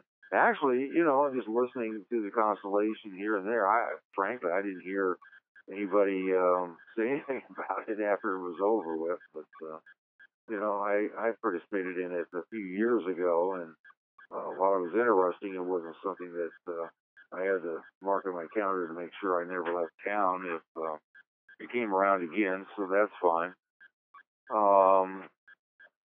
One of the things I wanted to do was to have a little segment about what we talked about 1 year ago here on the roundtable. We did that last Thursday, and it is kind of interesting to see how far we've gotten and what things mattered then that today we'd consider them old hat and ho hum. 1 year ago, that is on December 1st, 2016. The Kenwood THD-74A was recently announced, and a lot of time was spent by the stations that got some of the first ones out the gate discussing their impressions of that radio. Most of them were favorable. A lot of concern about the HT being available without a lot of the important accessories, especially the fast charging rapid charger, drop-in charger, and other extra batteries and whatnot that weren't made available upon release of the radio that are fully available now. We also were discussing the Raspberry Pi Zero and trying to find a way to put it to use as a hotspot. That was a relatively recent release about a year ago. We also had the Buster app, which was a D-Star capable, that is, allow you to run, connect on D-Star natively using Mac OS. We were struggling mightily with the DV Mega firmware update procedure that required soldering a jumper cable, or at least connecting, and there was a lot of angst over doing that and trying to find a way to deal with it without using a jumper cable. There were rumors of the DV4 Home, and it was concluded that it was likely vaporware, and in fact it wasn't until just not too long ago that the folks that produce DV4 whatever were shipping the DV4 Home, and I'm not even sure if anybody's got one. I should probably ask. And also, finally, there was that big debate over G2 and the upgrade to G3 and the gateway software. How do you get it? Where is it at? How I have a full ICOM stack that's registered, and I don't have G3. Where is it? It was released, but the U.S. Trust was not accepting registrations, and it was a nightmare. And so that's what we discussed here on the roundtable 1 year ago, approximately. Tomorrow being December 1st, at least as far as where I'm sitting. All right. Let's see if there's anything else for the roundtable. I have a couple of topics that we could get into, but they would require probably some heavy lifting and thinking, and we can do them. But let me see if there's anything that we should be talking about tonight. I know that we, tried the open segment, but let me ask if there's something that you heard tonight thus far that didn't make sense to you that you'd like to ask questions about, or is there something else we need to touch upon? I did not, as I usually do, ask towards the beginning of the net if there is any new equipment, devices that provide connectivity for digital voice, open source, of course, or open system digital voice that we should be concerned about, something that either just came out, that used to be vaporware, or is out now, as well as any important firmware updates or something on the web that we should all be viewing or worrying about as well. Let me see what this produces. Stations, please keep up.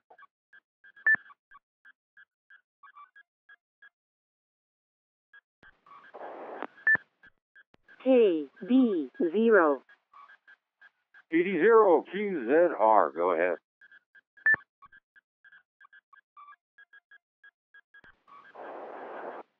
All right, thanks again, Mike. This may not be in direct line with your question there, but while I was sitting in Clearfield, Utah today, waiting for my trailer to get unloaded, I was looking at new radios, and I am wishing to put some newer radios in my shack. I've got several radios in my shack, but I want some newer ones. One radio I was looking at was the ICOM 9100, and all of its features and glory. I'm not a huge ICOM fan, and it has a pretty good price tag on it. I think it was about $2,200 or $2,300. Just curious if anybody listening may have an ICOM 9100 and has used it on D-Star or any other mode that radio is capable of doing, and what they thought of it. KD0QZR, back to that.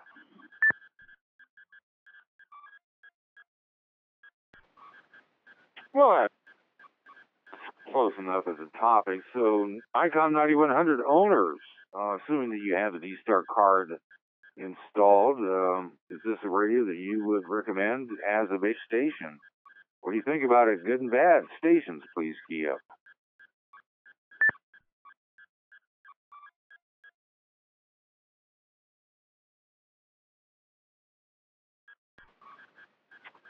Well, nobody owns a 9100. I know you guys are out there somewhere that have a 9100. It's a great satellite radio. It's for working the various amateur radio satellites. It's got every mode. It's multi-mode. Well, it doesn't have DMR, but I mean, at the time that it was produced, it added D-Star, but it's HF everything and full range receiver. It's got a lot of features to it. It's got a waterfall screen and pretty amazing stuff, updated by firmware. And I'm just looking to see if it's available as well. HRO currently does not have it on sale, from what I can tell, but it is a pricey radio, but it is a big radio, and it has at the time it was full featured, and it's still a current radio. It's technically portable. It's got feet on it and tilt angle, and it's got a carrying handle on the side, but it's a big radio. It's only for base station use, but it's do all be all. All that's missing, I guess, would be some of the newer digital modes. So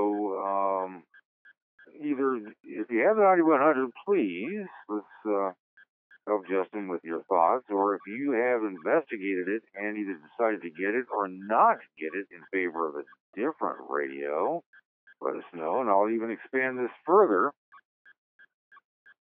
Justin's got money burning in his pocket and wants to put a base station in at the QTH, or maybe even, attach it to the roof of his tractor. So what would you suggest if it's not a 9100 station? Please key up. W6KB.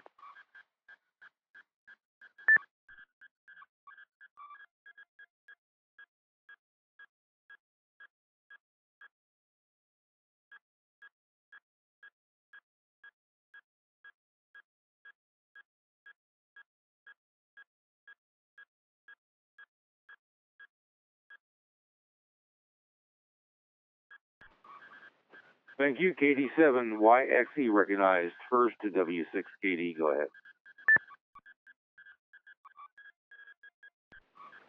Oh, okay. Yeah, you kind of dropped off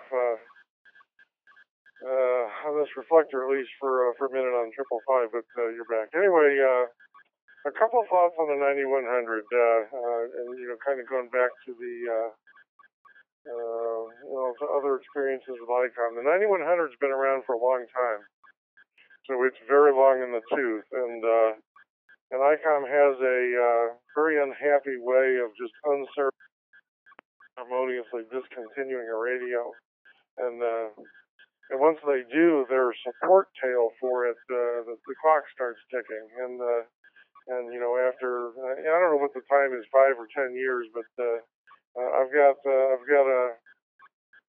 really one of my favorite radios, an ICOM 765 that probably 8 or 9 years ago they decided that we're not supporting it anymore, and you can't get parts for it. We're not providing parts for it. We're not going to fix them anymore. So I would be very cautious about buying an end of life or near end of life radio. Second, the only thing the 9100 does uniquely that I know of is that if you want to spring for the $800 or $900 23 centimeter, the 1.2 gig module, if you have any use for 1.2 gigs, it'll do that. Where in fact, it's the only remaining 1.2 gig capable D-Star radio that ICOM makes. So if you want that capability, that's the only way to go anyway. Or buy a used ID1 if you can find one or something. But if I were, I wouldn't buy a 9100 personally. If I were looking for the capability that radio brings to the table, instead I would buy an ICOM. If I wanted to go ICOM, I would buy the 7300 for HF use, because it's a very nice DSP. It's got an exceptional receiver in it, and for HF use, that's great. And then for the D-Star side, the 5100, or you could go with an ICOM 7100, which is I'd say probably midlife, and that's HF through 2 meters. HF through 70 centimeters. HF 6 meters, 2 meters, and 70 centimeters.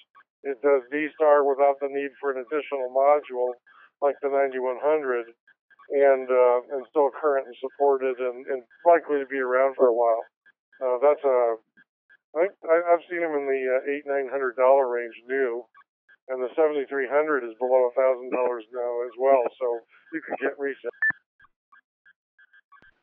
Anyway, you could have both of those radios for the price of the 9100, and have I think the best of both worlds. So I'd just be real cautious about it, because people that went out and bought the ID1 towards the end there discovered, they just throw the switch. They don't announce it.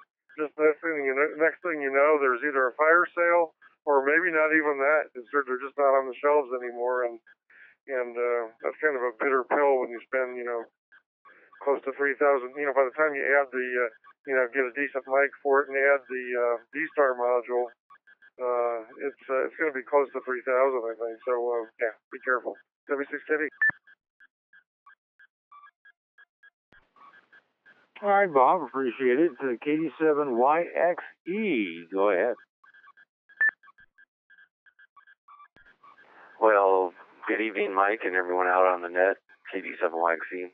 Well, I own a 9100. I'm listening to it. I just got it back from ICOM because it has a known problem. When it was new, they fixed the problem since. It has an ALC overshoot, so I had to fix that. They fixed it for free. I love the radio. It's a good radio. I don't have any complaints. It works great on D-Star.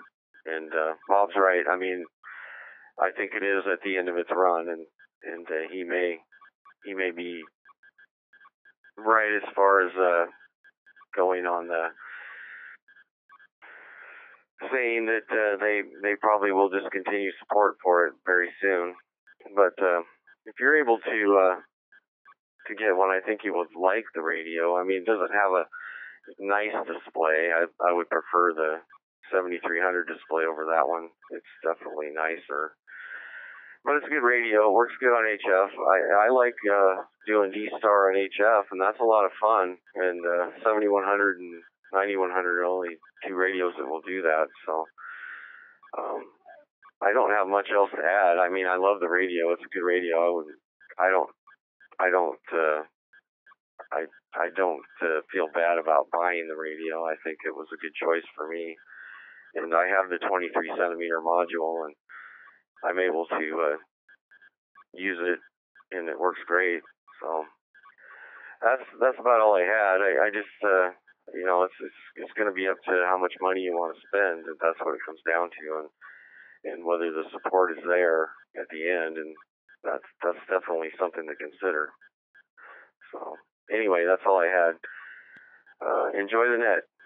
See you later. KD7YXE.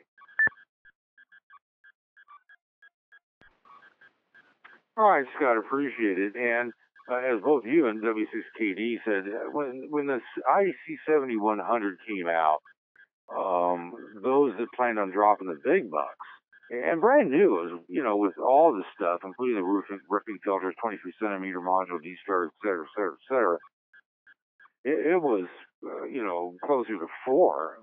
And that's assuming that you replaced the mic because it just has a hand mic. And added there's a lot of accessories, a lot of roofing filters and audio and transmit the filters that you could do, and it was allegedly easily taken out of band. That is, the Mars operators could put it to use, and etc. And it's got capability of being updated by firmware, although I don't think it had a USB connector. Anyway, as long as you didn't need 23 centimeters and did not need the satellite capability, and were willing to put up with a smaller screen, smaller footprint, etc., the 7100 is where everybody went. The question I have, of course, is what is ICOM replacing the 9100 with? Because the 7300 is not a replacement for that radio, at least as far as the specs and capability. All right, anything further?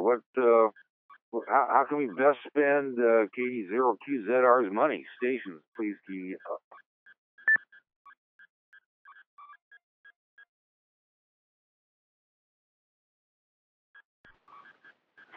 Well, let me also ask this before I go back to Justin. Does anyone know what ICOM has coming around the corner? Those guys that have been to some of the hamventions.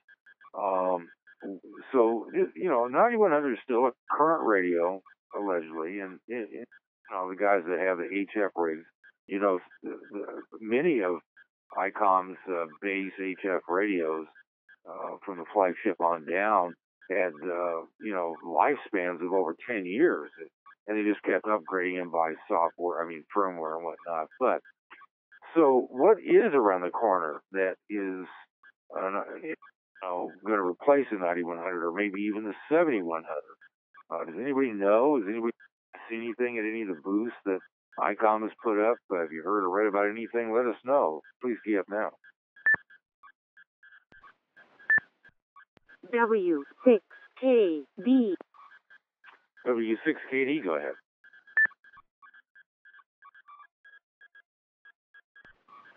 Well, I have it on good authority. I heard it from a friend who heard it from a friend that they're going to have an ICOM 9200 that's going to have terminal and access point mode. You'll be able to snake a cable. It'll come with a 100-foot cable so you can connect your cell phone to it, so you can walk your cell phone around the house and still stay connected on the 9200. It's only from ICOM. Okay, I'm kidding. I think the big dog in town, the big news is the 7610, and that's a dual VFO version of the 7300, if you will. It's more of a contester radio, but it's full DSP. So, the 7300, you don't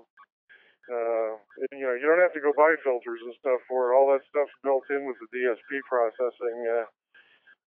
That's the beauty of it, is if you're a higher end, if you have a higher end ear on HF and you want to be able to, to work weak signal CW or you're finicky on how your sideband sounds, or you can set all that stuff up with the with the DSP filtering and not buy a single. The days of buying the old crystal filters are gone now.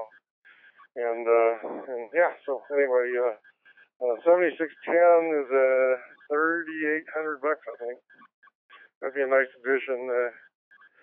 Well, I'd love to have one just to look at. I don't have an antenna for it, but anyway, and it looks like the 7100 is kind of the I think that's going to be the last man standing on HFD Star. I think HFD Star kind of fizzled. I don't think it ever lived up to the perceived potential. It turned out to be very, very flaky on HF, and I wouldn't be surprised that in another couple of years we don't have any more HFD Star radios. I don't know that it'll be a great loss either.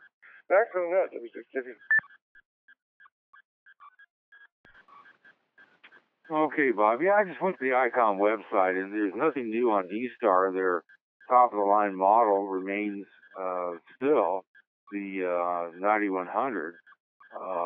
Just base stations generally, they've got everything from the 7300, which that's actually there's a 7851, which is the pinnacle of HF perfection, but that's actually an older radio, I think.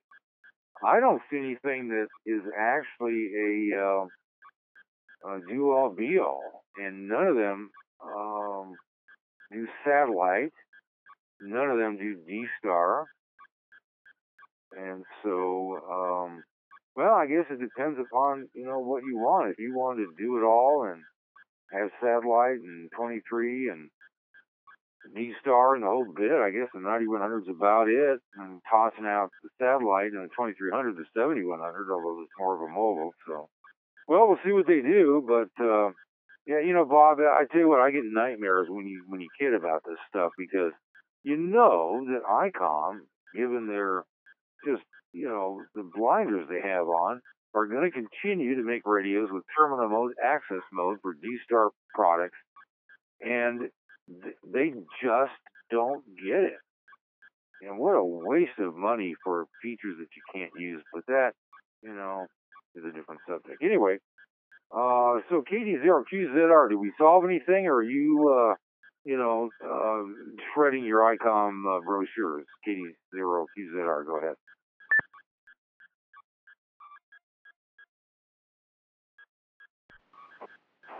Yeah, thanks for that, Mike, Bob, and everybody. I wasn't sold on the 9100. Didn't realize it was that old of a radio.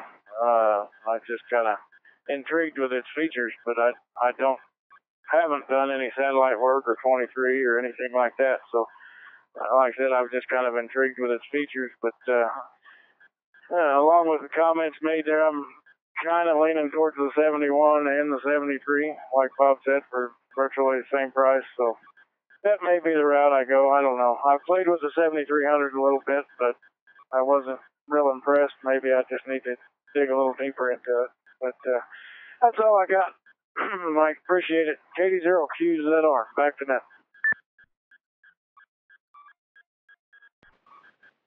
All right. Well, let us know what you do, Justin. It'd be interesting. I mean, there's, the ICOM radios are okay. It's just that we're annoyed with their vision for D-Star, which is inconsistent with the users of D-Star, so to speak.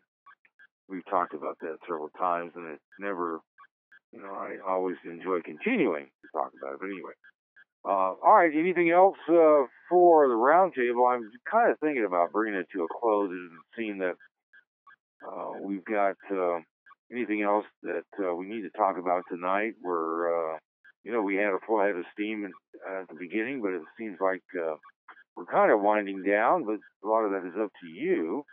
So let me see what it is that we need to deal with, and we'll take your comments, suggestions, questions, and anything further for tonight's roundtable before we close. Keep in mind, though, of course, that we're not closing, but we're thinking about it. Stations, please keep up.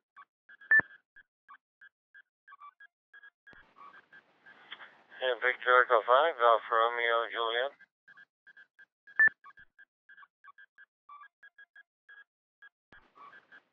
VE58RJ, welcome. Go ahead.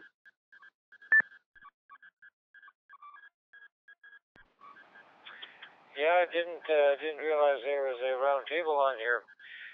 What do we got? Monday through Friday, or how does that work? I don't think I've heard about this one so far. In fact, you?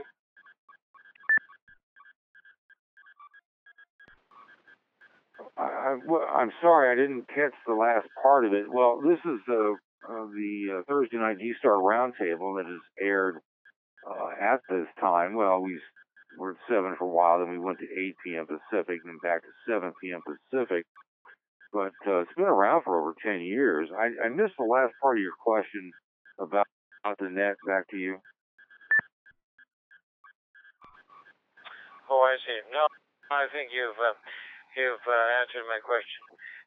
No, I'm on just coming off of evening shift here. That's why I just nighted. Usually I don't even hear when I come in here, but this time I turned it on and see what was going on. I saw Carrier on here, so that's why I was wondering. But no, I'll have to do some more listening in here for Thursdays to this. That sounds interesting.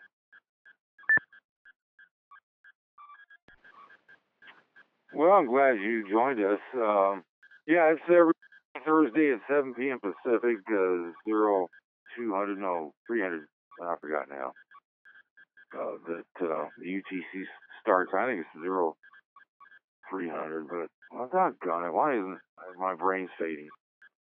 So, yeah, for at least a couple hours, sometimes longer, we have this net that covers the wonderful world of open systems, digital voice, and, with D-Stars probably the primary source. We got a 4K transcoding server here, our reflector that's part of the system, and we're glad that you decided to check us out. All right, so anything further for the roundtable? I'm fading fast, and I need to nail this cold with something pretty serious tonight, so I don't suffer through the weekend with it, which I just don't like to do. But it's clear so I'm coming down with it. And by the way, if you talk to me on the radio, feel free to put on a gauze mask. I understand you don't want to catch the bug, but it's everywhere. In fact, the rest of the family here is sick too, and it doesn't surprise me this time of year. But at least it's not the flu. So, stations, anything further, please tee up. G7 TCW, Robert. G7 TCW, go ahead. G7 TCW, morning to you. Hope you don't mind me crashing into your round table here. Very interesting conversation on D-Star. Here in the UK, I think D-Star's about fading very, very fast. All the D-Star repeaters are disappearing onto DMR. As a matter of fact, I'm talking to you now on a DMR rig through a Zoom spot. And I was wondering if you could tell me what this XLX D-Star is. Because we have on that, we don't appear to have the UK XLX reflectors on there at the moment, have we?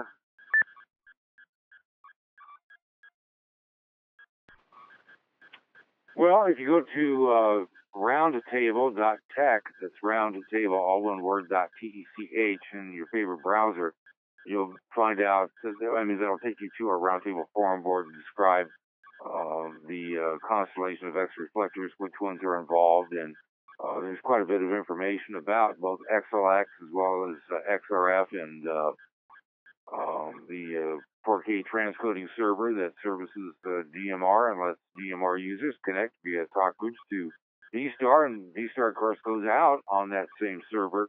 The rest are all D-Extra XLX reflectors.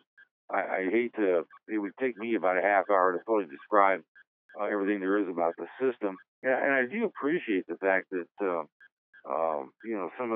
many of the D-Star repeaters, it seems, in Europe are starting to go away, although the reflectors aren't.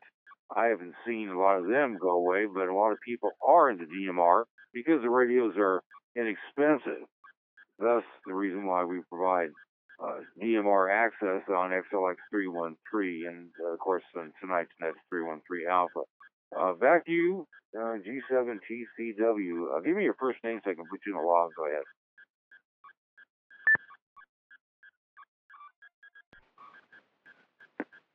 G7TCW returning. Yes, the operator's name is Chris. I'm a QTH mechanic in Staffordshire. That's about 15 miles to the north of Birmingham, almost the centre of the United Kingdom. Yes, we use, here in the UK, we use 005, with the usual A to Z on it as well. But that is not appearing on the XLX reflector system. Yeah, I came across this because I've got a Zoom spot, as I say, and that is all in the iStar software. I used to have 3 E-Star repeaters around the Arthur Connect, but they've all disappeared now. And I'm using mainly DMR at the moment, and it's very nice to have.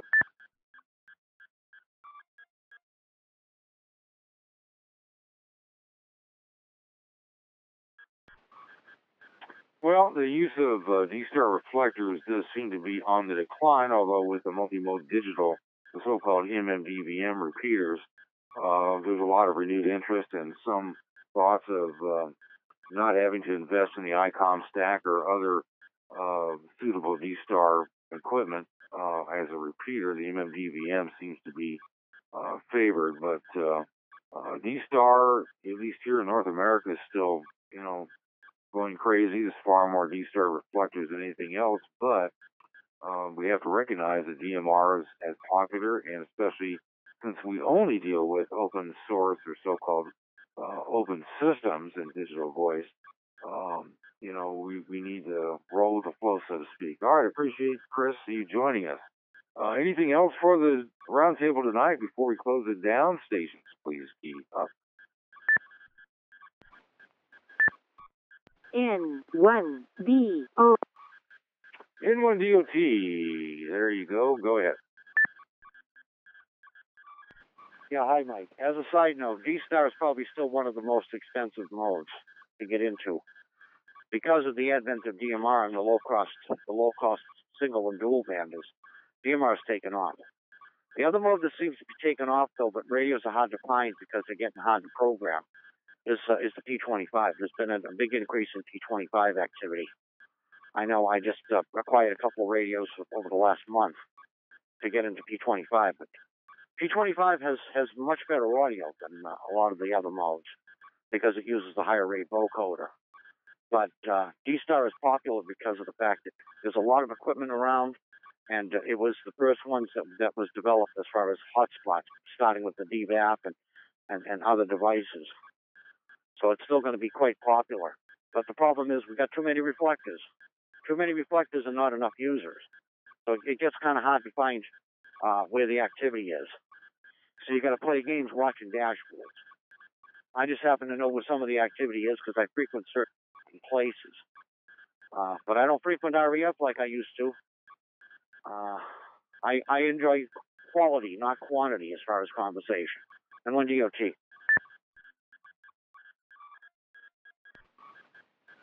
Yeah, I can't disagree with you, Ken, on the expense of D-Star, although, cost of a hotspot, especially a basic one, is not terribly, expensive. It's certainly less than a radio, but we appreciate that. And also, I want to bring to everybody's attention, before we go, a post by N7TAE that there is a new ICOM radio that DX Engineering, at least, is taking reservations on that is a replacement for the IC9100, and it's called the IC9700.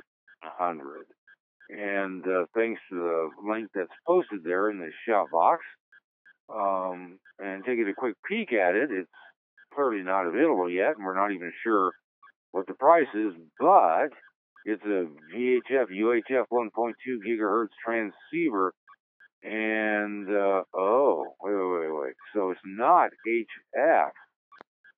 Oh, I don't. At least I didn't. Let me. Well, see, here I am talking before I get into it. Yeah, it's exactly what it says. VHF UHF 1.2. So, at least as to that aspect of the 9100, there is a replacement, the 9700. But there is no wall-to-wall, do-all, be-all radio yet announced, I guess, to replace the 9100. But there it is for you guys to take a look at. All right, again, anything further? I don't want to cut anybody off. If you're about to key up, you better do so now. Otherwise, we'll have to, we'll have to get you on the Constellation during the week, or we'll see you next Thursday. Stations, please key up. N1 W6KB. I have N1DOT and W6KD N1DOT. Go ahead. FYI, Micronode K7IZA just introduced a new hotspot device based around the Pi-Star image. He's got a device for around $269. It's a self-contained hotspot with built-in Wi-Fi, built-in 20 milliwatt transceiver, built-in multi-mode based around the Pi-Star image. Got built-in display. It's all self-contained. You just supply power and fit it in your pocket, and you can hook it up to either Wi-Fi or a cell phone. Very, very, very nice design. Very, very well constructed. It's a new product by Micronode. You might want to go to the Micronode site and take a look at it. For anybody that's looking for a pre-built hotspot that basically does all the modes. It does modes that the OpenSpot doesn't have, which is P25, and it's got a little built-in display on it so you can tell who's talking and what mode the hotspot it's in. Of course, it's also got various indicators on it telling what mode that's currently active and currently in use. Very, very well designed device, and he gives pictures of the inside and the outside of the device. So it's something it's a nice turnkey solution for those that don't want to take the time to build their own and they do a lot of traveling. That this device will plug right into the cigarette lighter port, and it's based around a quad-core processor with 512 meg of RAM and an 8 gigabyte eMMC flash RAM that's not susceptible to corruption if you power it down abruptly.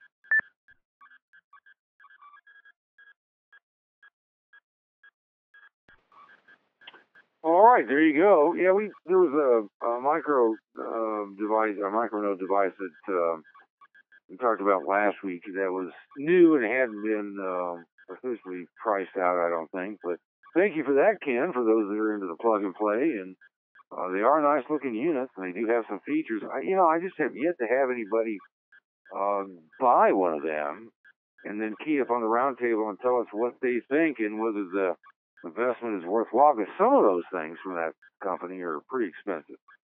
Thanks, Ken, for that. And no, W6KD, go ahead. So 1 Hotel November. I've transmitted before you ended.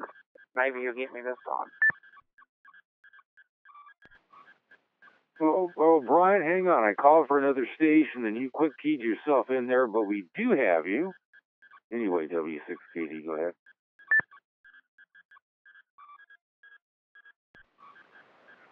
Yeah, the 9700, looks like it's built in the same box as the 7300. The first but the first announcement I read didn't say anything about D-Star.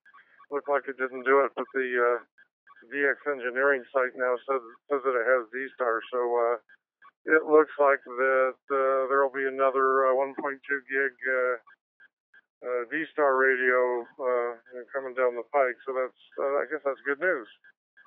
And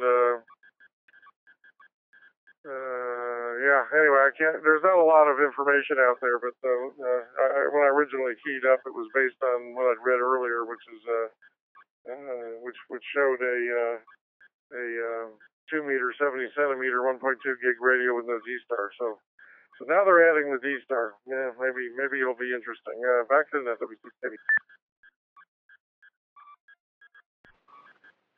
Bob, did you see it? Is it built for satellite? Did you spot that anywhere? Go ahead.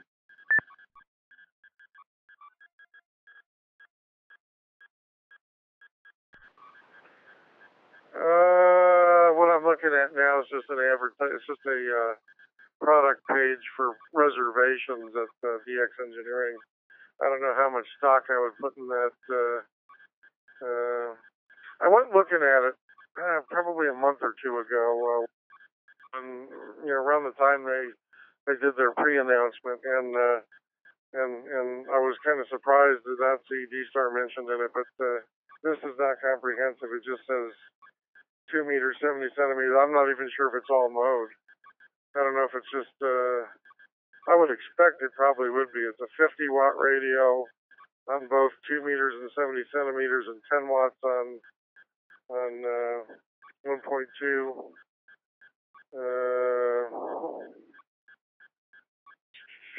Anyway, this is on VX Engineering. I haven't done like a comprehensive re-investigation here, but if it's got D-Star in it, it might be worth taking a look at anyway. Especially for people that have a 1.2 gig, module on a local repeater, because it looked like maybe those were going to get orphaned or something. There wasn't much down the on the horizon. Anyway, so yeah, more to come. W6KD. All right, well, I'm just curious if you'd found some spec sheet. ICOM is notorious for not releasing any pre-release brochures until they're closer to actual release, so that people end up with the stupid, because you end up buying something else because you can't figure out what it is that these two stores are accepting reservations for, not knowing, frankly, when it's going to be released or how much it's going to cost, and it's a bit of a problem, but we will explore that further. And now it's time for Brian, ZL1HN. Go ahead. ZL1 Hotel November. Good evening, Mike. And, I did try to get in a few times, but every time I let the button go, someone else was talking. So I wasn't sure what was going on, but you got me at the end. That's the main thing. The end of the net. Now, there was a couple of things I was going to talk about. One was the use of linear repeaters. In other words, straight-through repeaters. There's one operating and operates perfectly on D-Star, and plan is that it'll operate the other modes as well. So whatever mode you put in, you get out what goes in. It's a bit like a transponder on a satellite. There's no receiver transmitter as a normal repeater would have. It receives it, a little mixer arrangement, and then straight through chain of amplifiers to the power level that you want, into a duplexer, of course. Translators or transponders, as you might know in the satellite world, go up on VHF and down on UHF, or vice versa. But using a duplexer is very effective, and there's one operating and it's being used with great success. And there's another UHF one in the making. The one that's operational is on VHF, but there'll be a UHF one soon. The gentleman who's building them has been a bit of an expert in building television translators for television broadcast to rural areas that miss out on the local kilowatt television stations. They might receive it, we'll just say, on TV3, Channel 3, and they might retransmit it on Channel 7. That way they don't need any duplexes. So that's something new that's happening in the digital world of D-Star Yaesu Fusion. I'll just reset here. Yaesu Fusion, I'm playing with that. I've got an MMDVM running on a Tate RT, and it's working really well. Certainly better than the Wires Xbox that I've been playing with, which could only do analog because I didn't have a Yaesu digital radio. By the sounds of it, the 9100 won't be replaced by this new one because the 9100 does all the HF bands as well as VHF and UHF. And an extra module is available for $12.96.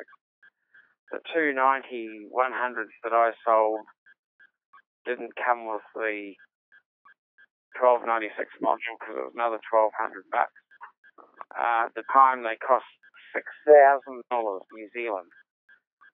So that would have been a little bit over 3,000 American dollars. For us, that's just how bad the exchange rate was at the time. Now, the last tip is a good Kiwi potion there for you, cold Mike, and that is a double shot of whiskey, a good spoonful of Manuka honey, and a squeeze of lemon juice, and give it a good mix up there. It's a great tonic, and you'll have no cold tomorrow. Over. Well, you mean I would be unconscious tomorrow, not feeling the cold? Is that what you meant? Yeah, it sounds like something I'll be able to mix. I don't have that specific honey. It sounds like something that is only found in New Zealand, but I have duly noted the Kiwi official cold remedy, and it may get down to that. You just never know. I hit it with everything. And, anybody that approaches me while I have a cold, depending upon what I've ingested, I tell them to stay away because you may get harmed, especially if you follow me around. All right, Brian, appreciate it. Yeah, that is something that I haven't heard about yet, digital linear repeaters. I'll have to check that out, learn more about it. Maybe you can help us out talking about it next Thursday. All right, with that, let me just one last time, anybody have anything before we slam the shutters, please key up now.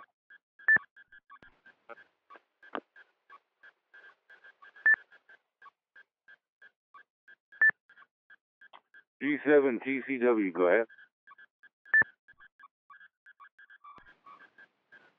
G7 TCW,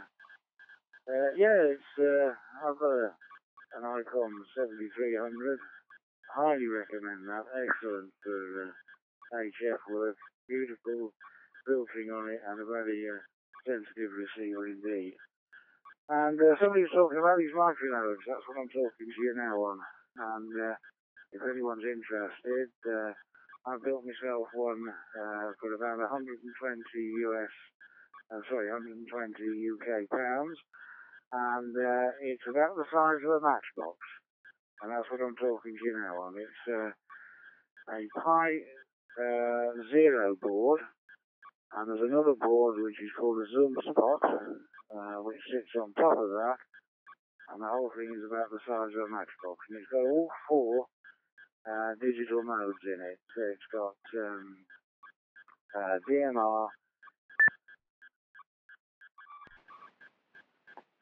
DMR, V-Star, Fusion, and P25. And it scans between those, and if any signal comes up any of those, it comes out to your radio. And I'm talking to you on a DMR radio at the moment. Brilliant bit of kit, with as the gentleman said, with the screen on the front. Got a little screen which I put on the Zoom Spot, and it's a brilliant bit of kit. So back to you.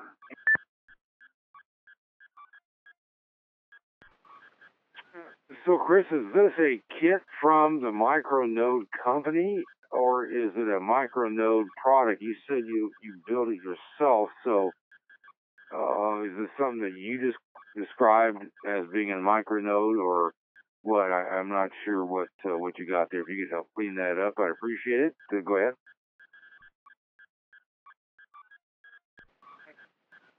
G7 TCW returning. Yes, it comes from a guy in Canada. It's called a Zoom Spot. That's the guts of the thing, and it's got a radio on board as well. 77's radio on board. And there's a new board out now called a Pi Zero W. The one with Wi-Fi. Very, very tiny board indeed. And the zoom spot is exactly the same size. Just piggybacks on top of that. A little tiny aerial on, and you're in business. And it uses the Pi Star image, which again is very versatile, very stable. And as I say, that's what I'm talking to you now on. And you get an OLED screen. Just connect that up to the board as well, and you've got a screen that tells you exactly what's happening. A brilliant bit of kit. As I say, it does all 4 systems.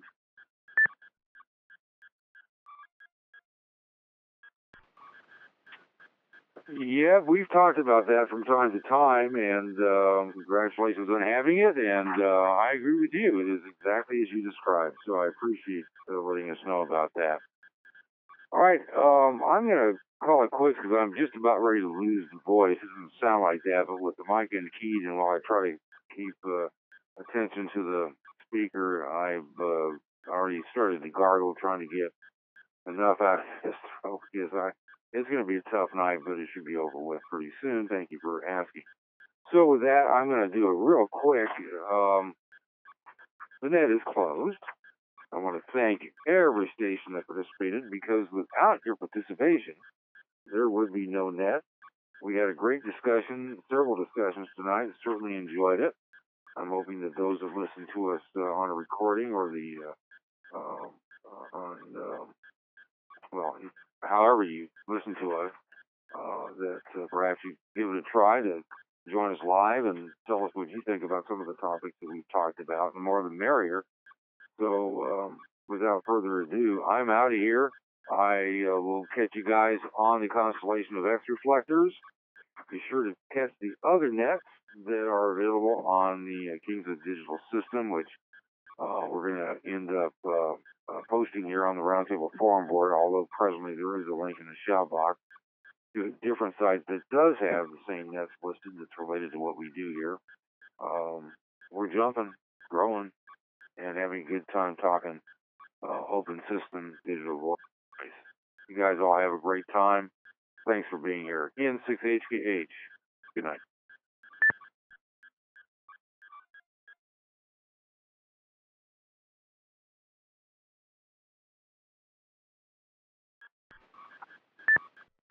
N1BOP